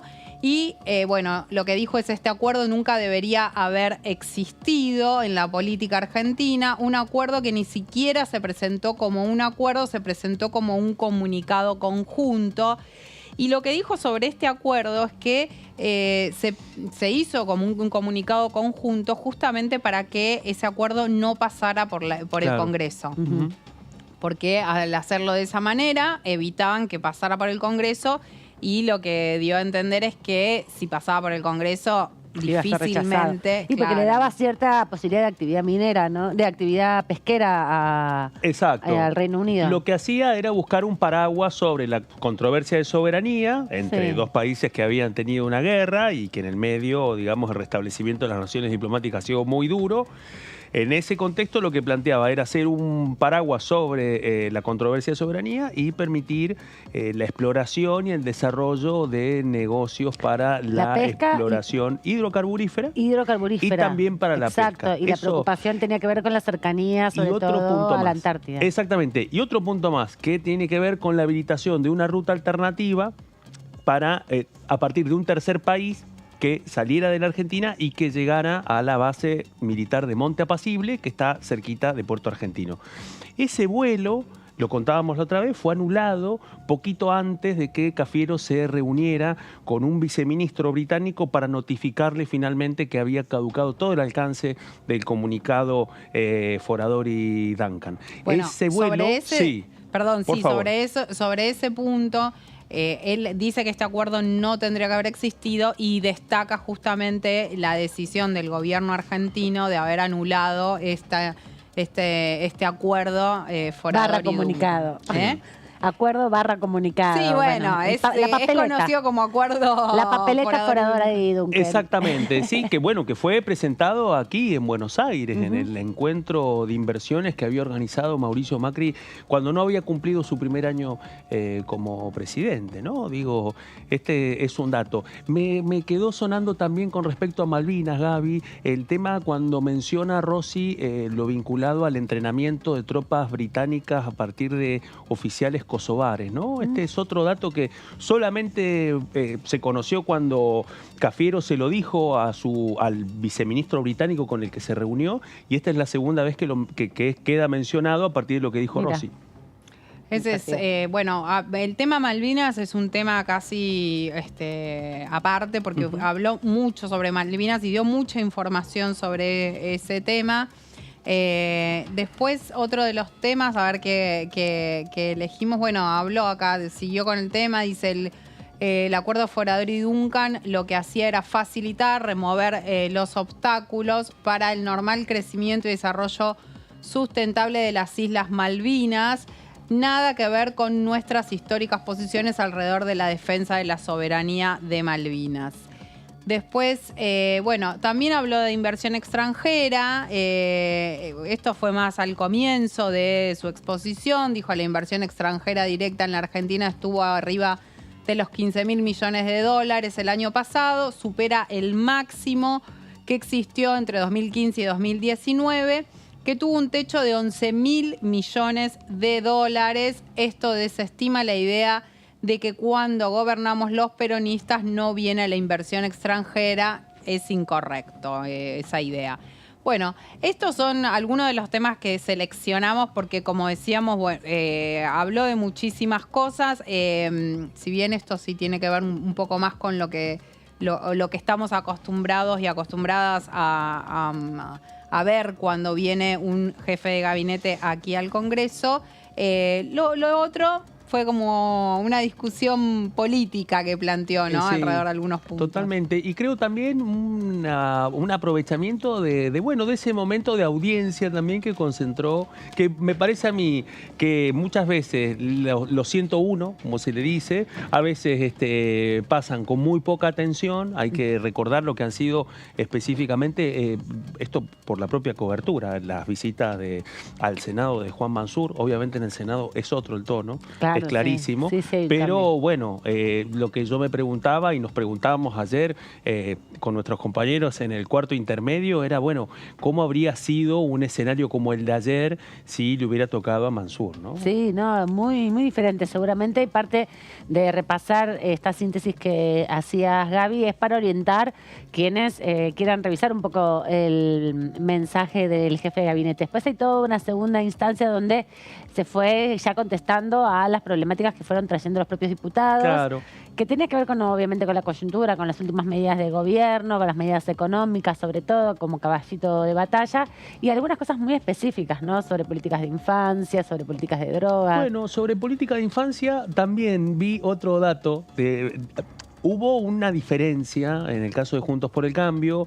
Carla Carrizo, diputada de Evolución Radical, le terminó reconociendo, valorando el nivel de ejecución del presupuesto para niñez que habían reclamado para poder conocer si se estaba subejecutando o no. Digo, creo, corríjanme, pero creo que fue el único elogio que surgió de la oposición para Rossi, que pasó casi inadvertido, pero también sucedió en el medio de todo ese momento de tensión y contrapunto. Claro, un poco es lo que decía decía Germán Martínez, se desorganiza tanto la visita del jefe de gabinete, no tiene que ver solamente con el tipo de preguntas, sino con el rol y el protagonismo que quieren tomar los diputados y con esta perspectiva que está muy atravesada en este tiempo de la política, que son las redes sociales, ¿no? Y poder tener un videíto para poder mostrar y posicionarte. Sí, sí. Por eso tantos hablan de lo mismo en un punto, ¿no? Bueno, por eso yo le decía recién al jefe del bloque oficialista hasta qué punto realmente la repetición de las preguntas tiene que ver con desorganización y cuánto en realidad estrategia. Claro, tiene que ver con estrategia discursiva. Sí, totalmente. Porque bueno, cada uno quiere mostrar que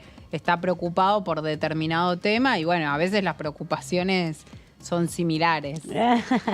Sí, la forma de plantearlo también a veces son demasiado similares. Pero ha pasado el jefe de gabinete, ya no puede haber una discusión en torno a si viene o no viene, porque nos anticipó. Primero para evitar, ¿no? Y ayer cuando estaba, de hecho, dando la conferencia de prensa final, ya anticipaba que en estos días iba a entregar la nota para prever y organizar la visita al Senado. Claro. Hay que decir que va a ser difícil su visita en el Senado, seguramente se va a encontrar con referentes de la oposición por ahí un poco más envalentonados, estaban mucho más sosegados porque venían de una discusión anterior también, habían como quemado mucho los cartuchos el día martes en el debate. El Senado es otro horizonte, otro escenario el que se abrió hoy, una situación muy compleja para el oficialismo y me parece que ahí ya vamos a tener que esperar hasta el mes de mayo, junio, para volver a ver a Agustín Rossi por acá. Es posible, me parece que sí. Hay que ver, igual entiendo, hay que ver qué es lo que va a pasar finalmente en el caso del Senado.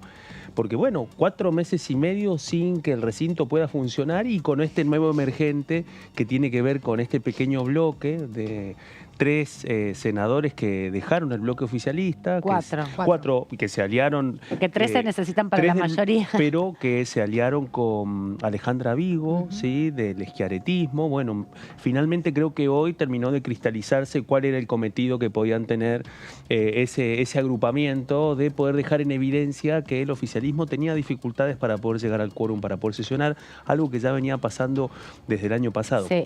¿Qué pasará a partir de eso? ¿Qué impacto puede tener en la agenda política de la Cámara de Diputados? Bueno, hay que ver, porque al menos en la última sesión ya nos encontramos con 2 giros que tiene el Senado. Hay que ver qué es lo que va a pasar en ese contexto. Sí, y también la discusión en torno a la Comisión de Trámite Legislativo, que es la Comisión de DNUs, que tiene que aprobar varios DNUs, que ya 70. Sin mayorías... ¿Cómo 70? Sí, tiene 70, pero digo, los últimos que se firmaron respecto al Fondo de Garantías de Sustentabilidad, justamente...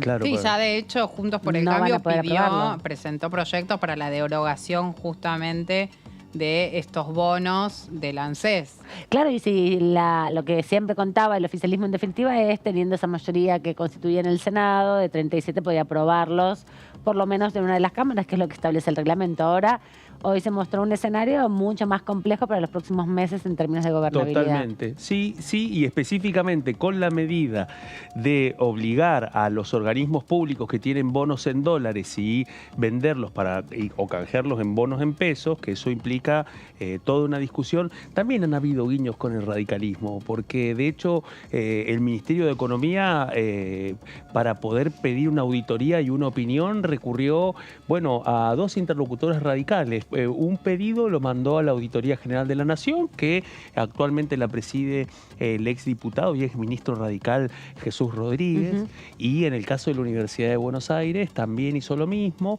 se lo envió al rectorado, conducido por el radicalismo. Hubo hoy también otro cruce con Evolución Radical, porque en un momento... En la apertura de sesiones ordinarias, en uno de los palcos, estuvieron hablando mucho Pepe Albistur con Jesús Rodríguez. Ahí está, bueno, por eso algo hay solos ahí. En un palco. Bueno. Ahí está, esos rosqueos de alto nivel. Sí, vamos a invitar a nuestro próximo entrevistado, lo presentamos primero de esta manera para, analizar un poco lo que ha dejado las 2 sesiones de esta semana.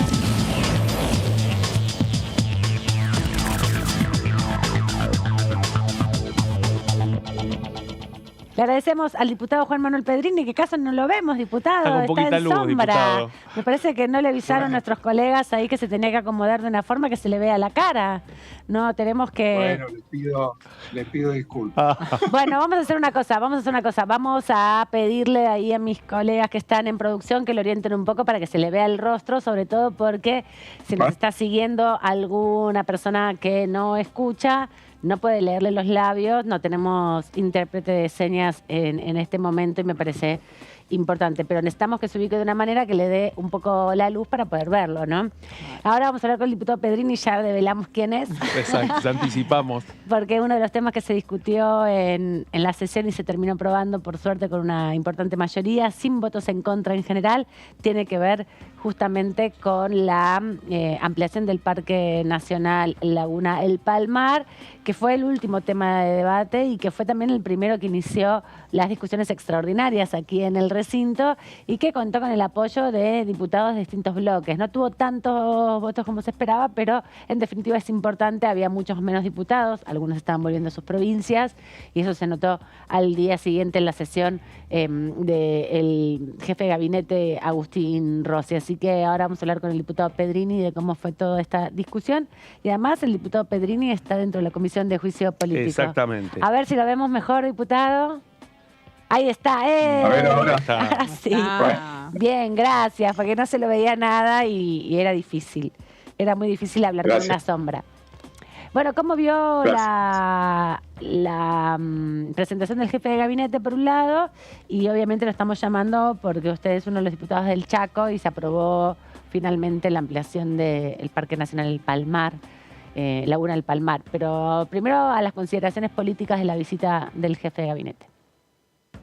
Bueno, la verdad que creo que fue una excelente presentación, distinta a otros, no digo ni mejor ni peor, diferente a otros jefes de gabinete. Se notaba que conocía el paño, como se dice habitualmente, Agustín Rossi, ¿no? Que sabía dónde estaba perfectamente, se notó sus años de paso por la banca y bueno, a nosotros nos dejó muy contentos. Te voy a decir un secreto a voces, pero no diga que yo te... Todos decían, bueno, la verdad que habló como el próximo candidato a presidente. Tuvimos la misma impresión, nos parecía más un discurso del 1 de marzo que un informe de... ¿O no? Yo no te dije nada. ¿Le pareció lo mismo? Ya tienen candidato entonces en el frente de todos. Mi candidato es Capitán Ichiwa. Ay, es verdad, tiene un problema porque también fue jefe de gabinete. Totalmente, eso le decía, otro jefe de gabinete. Diputado van a ir a los PASO igual, así que... Con experiencia parlamentaria también. Exacto. 6 años senador. Pero bueno, pero la verdad que fue una muy buena presentación, respondió absolutamente todas las preguntas y me sorprendió la didáctica con la que explicó procesos complejos, por ejemplo la inflación, por qué estamos con la inflación que estamos, qué pasa con el poder adquisitivo, por qué decae.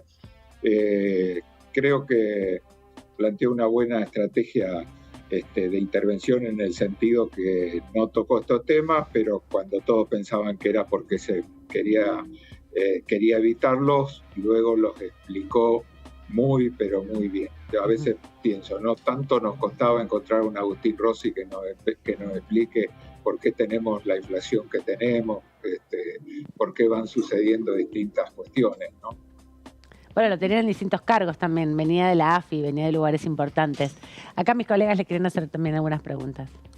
Sí, ¿qué tal, diputado? ¿Cómo está?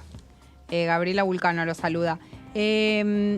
Ahí tuvimos ayer aquí al jefe de gabinete, usted, bueno, recién estaba contando un poco su parecer sobre la exposición que hizo. Quería preguntarle qué le pareció la sesión del martes, donde se pudo avanzar con varias iniciativas. Recién mi compañera mencionaba uno que tiene que ver con el Palmar, pero quería saber cómo vio la sesión, si cree que se modificó algo en el vínculo con la oposición y qué perspectivas ve para adelante. Bueno, evidentemente para la oposición fue insostenible sostener el bloqueo a la sesión. Y creo que, bueno, esto ya terminó. Terminó por dos razones. Una, porque es insostenible paralizar la Cámara de Diputados o el Congreso en un país como el nuestro, que requiere de permanentes leyes. Ningún poder del Estado puede congelarse como pretendieron hacer con el poder legislativo. Eso era algo que iba contra la naturaleza de las cosas y que no podía tener demasiado tiempo. Aguantó ese congelamiento, ese bloqueo. Ya no da para más.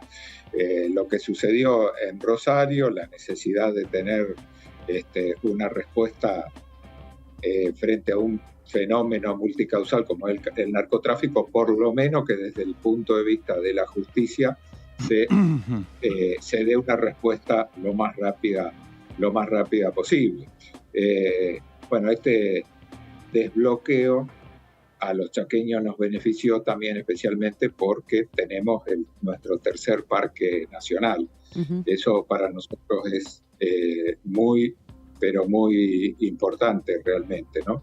Y bueno, y la otra cuestión es que del desbloqueo, porque, bueno, se están dando cuenta de que en la Comisión de Juicio Político, paso a paso, diríamos Taza Merlo, vamos avanzando y van sucediendo cosas que ellos no pensaban que iban a suceder. Así nos enteramos, por ejemplo, que un juez dio falso testimonio ante los diputados y fue rápidamente inculpado por sus colegas.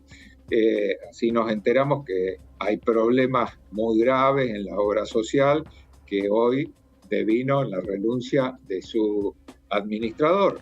Así nos enteramos que Rosenkrantz falla en juicios, siempre a favor, obviamente, de sus ex clientes, nunca en contra, siempre falló a favor. No hay, en eso es coherente, absoluto. Rosenkrantz, la verdad, hay que reconocerle su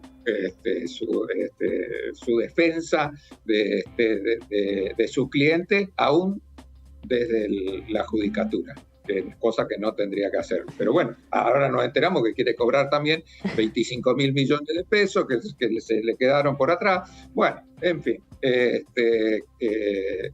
lo de la Corte va todos los días, aparece algo nuevo, y bueno, yo siempre digo, es la única ventana que se abre en medio de tanto hermetismo, esa cosa tan cerrada, tan secreta que quieren hacer los jueces, ¿no? Pero bueno,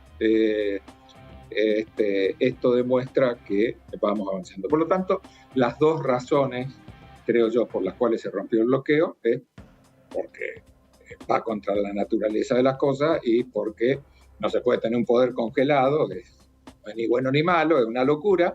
Y la otra cuestión es que hay razones, evidentemente, para que avance el juicio político. Diputado Pedrini, ¿cómo le va? Buenas noches. Claudio Mardones lo saluda. Bueno, precisamente sobre eso quería preguntarle. Nosotros, cuando comenzó el programa, entrevistamos al jefe de su bancada, Germán Martínez. Repasábamos un poco lo que se viene, porque bueno, mes próximo 2 elecciones, Río Negro y Neuquén. 2 dentro de 14 que se van a suceder entre mayo y junio.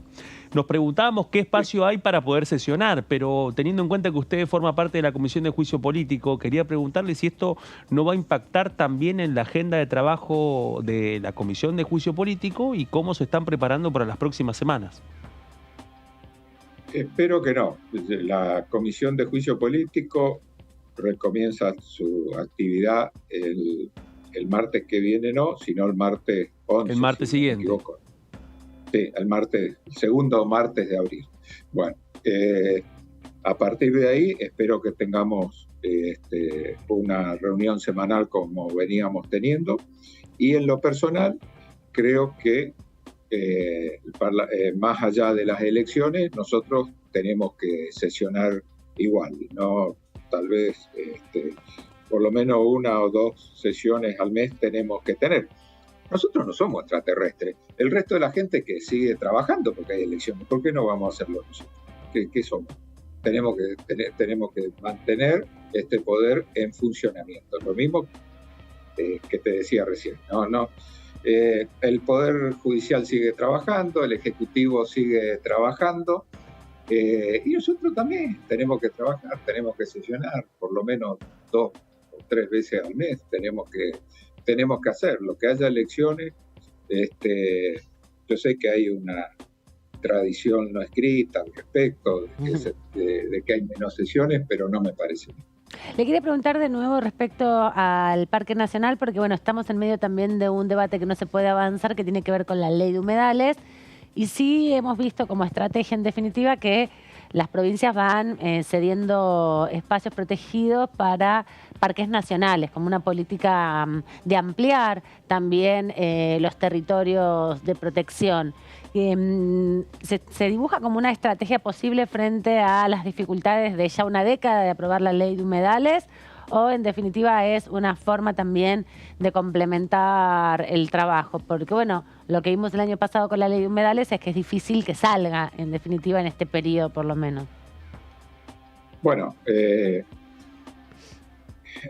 sí, es muy difícil. La necesitamos imperiosamente, pero la realidad nos muestra límites muy concretos.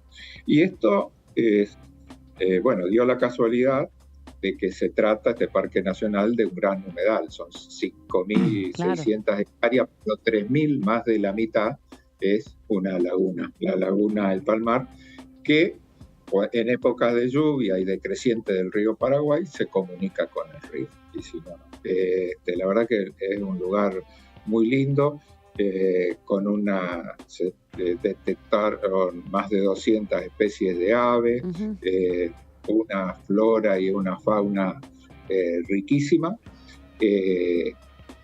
Dada su cercanía con Resistencia, es un milagro que 70 kilómetros está de Resistencia. Sí. Aproximadamente. Sí, 70 kilómetros. Los resistencianos, los que vivimos en Resistencia, vamos a tener un privilegio ahora de tener en un radio de 100 kilómetros 2 parques nacionales. Parque Nacional Chaco y este otro próximo Parque Nacional. Y hay mucha expectativa en la zona con este Parque Nacional, en el sentido que no solo por la preservación del ambiente, sino el desarrollo del turismo. Está, ya te digo, a la vera del río Paraguay también, y enfrente están las ruinas de Humaitá, donde todavía están las ruinas de Humaitá, donde en la guerra de la Triple Infamia, ahí se desarrolló una de las principales batallas de esa guerra fratricida que algunos todavía nos avergüenza. Justamente eso le iba a preguntar, porque bueno, parece que la posibilidad de poder definir esta nueva área protegida, bueno, también permite poner en valor lo que es uno de los epicentros de la guerra de la Triple Alianza. Recordemos qué fue, ¿no? La guerra de la Triple Alianza entre 1864 y 1870, ¿no? La alianza entre Brasil, Argentina y Uruguay contra Paraguay, que terminó en una masacre de la nación guaraní, ¿no? Es en ese contexto en donde, bueno, ahí cerquita de Resistencia, donde usted bien dice, es donde fue uno de los lugares, uno de los epicentros en esos años. Creo que fue 1865, uno de los puntos cúlmines en donde lo que es hoy la laguna del Palmar fue realmente el escenario de una masacre. Ahora, en ese sentido, diputado... Sí. Sería frente.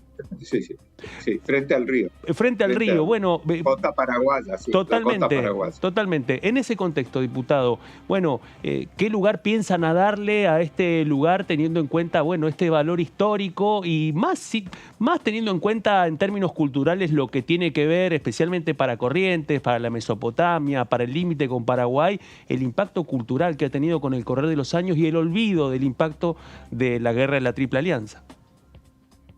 Bueno,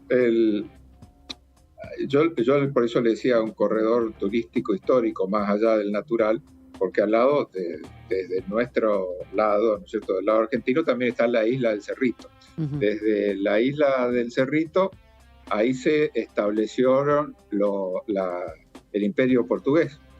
todavía Brasil no era una república cuando fue la guerra, no se había independizado, era parte del Imperio Portugués, se establecieron en la isla del Cerrito. Ahí costó 10 años sacarlo después de la finalización de la guerra, no se iban. Pero bueno, ahí se da la confluencia del río Paraguay con el Paraná. Es un lugar muy lindo, muy energético, digo yo, porque la verdad que esas dos corrientes que se juntan generan un ámbito muy especial. Bueno, ahí tenemos, por eso le decía, un circuito turístico que se puede llevar adelante, no solo un turismo de naturaleza, sino un turismo histórico.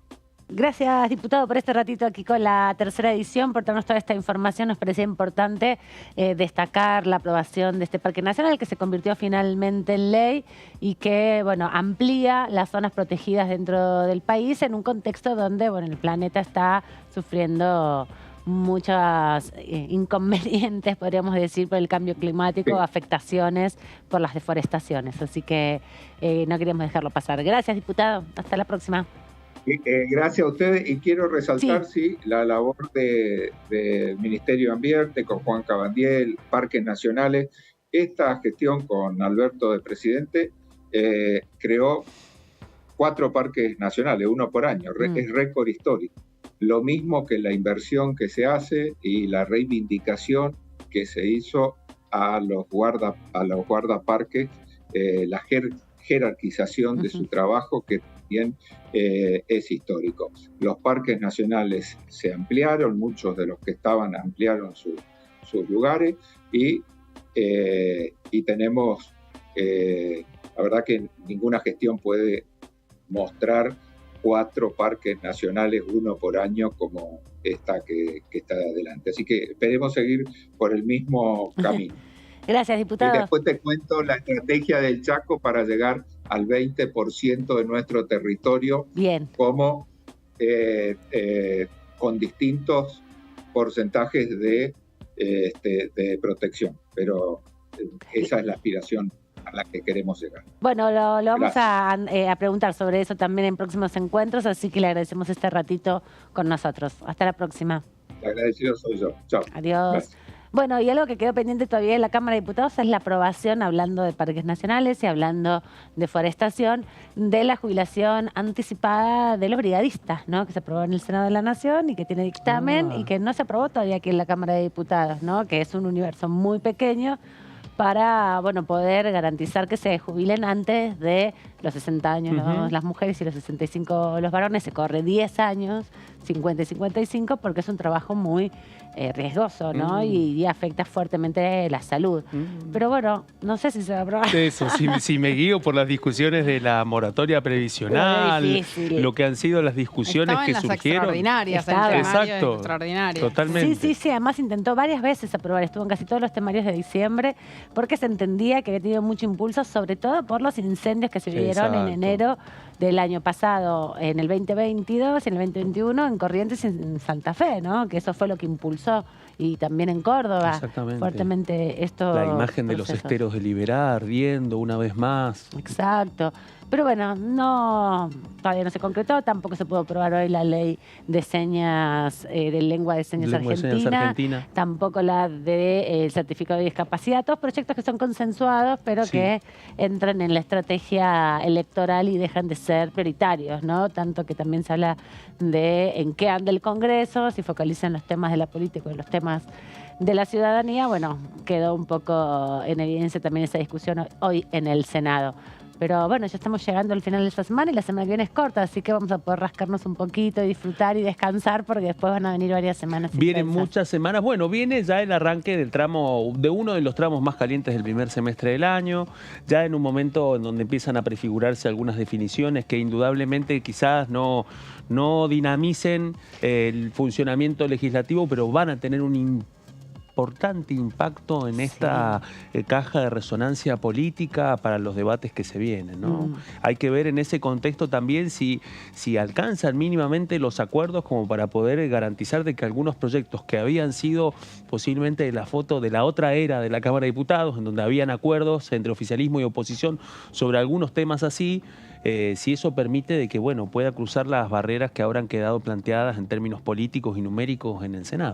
Sí, veremos cómo eso se va desarrollando, porque también estaba pensando que muchos de los candidatos a gobernadores en las distintas provincias son diputados nacionales, ¿no? Hay un gran número este año totalmente. de diputados que van a ser candidatos, así que van a estar muy ocupados en sus territorios. Y además históricamente sucede que cuando hay elecciones, bueno, el Congreso, si bien como dice Pedrini, tiene que seguir funcionando, se tiene que seguir trabajando y demás, es más difícil que se puedan llevar adelante sesiones, sobre todo ahora donde hay tanta paridad y para conseguir quórum para el oficialismo es central que mínimo estén todos sus diputados y diputadas, y en un contexto electoral es más difícil eso. Así es. Bueno, todo esto lo vamos a seguir analizando mañana viernes, pero también la semana que viene, que voy a ser una semana cortita.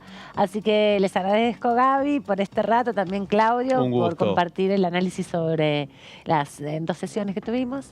Y a ustedes los dejamos con la continuidad informativa aquí en Diputados TV. Hay mucho todavía para compartir. Chau.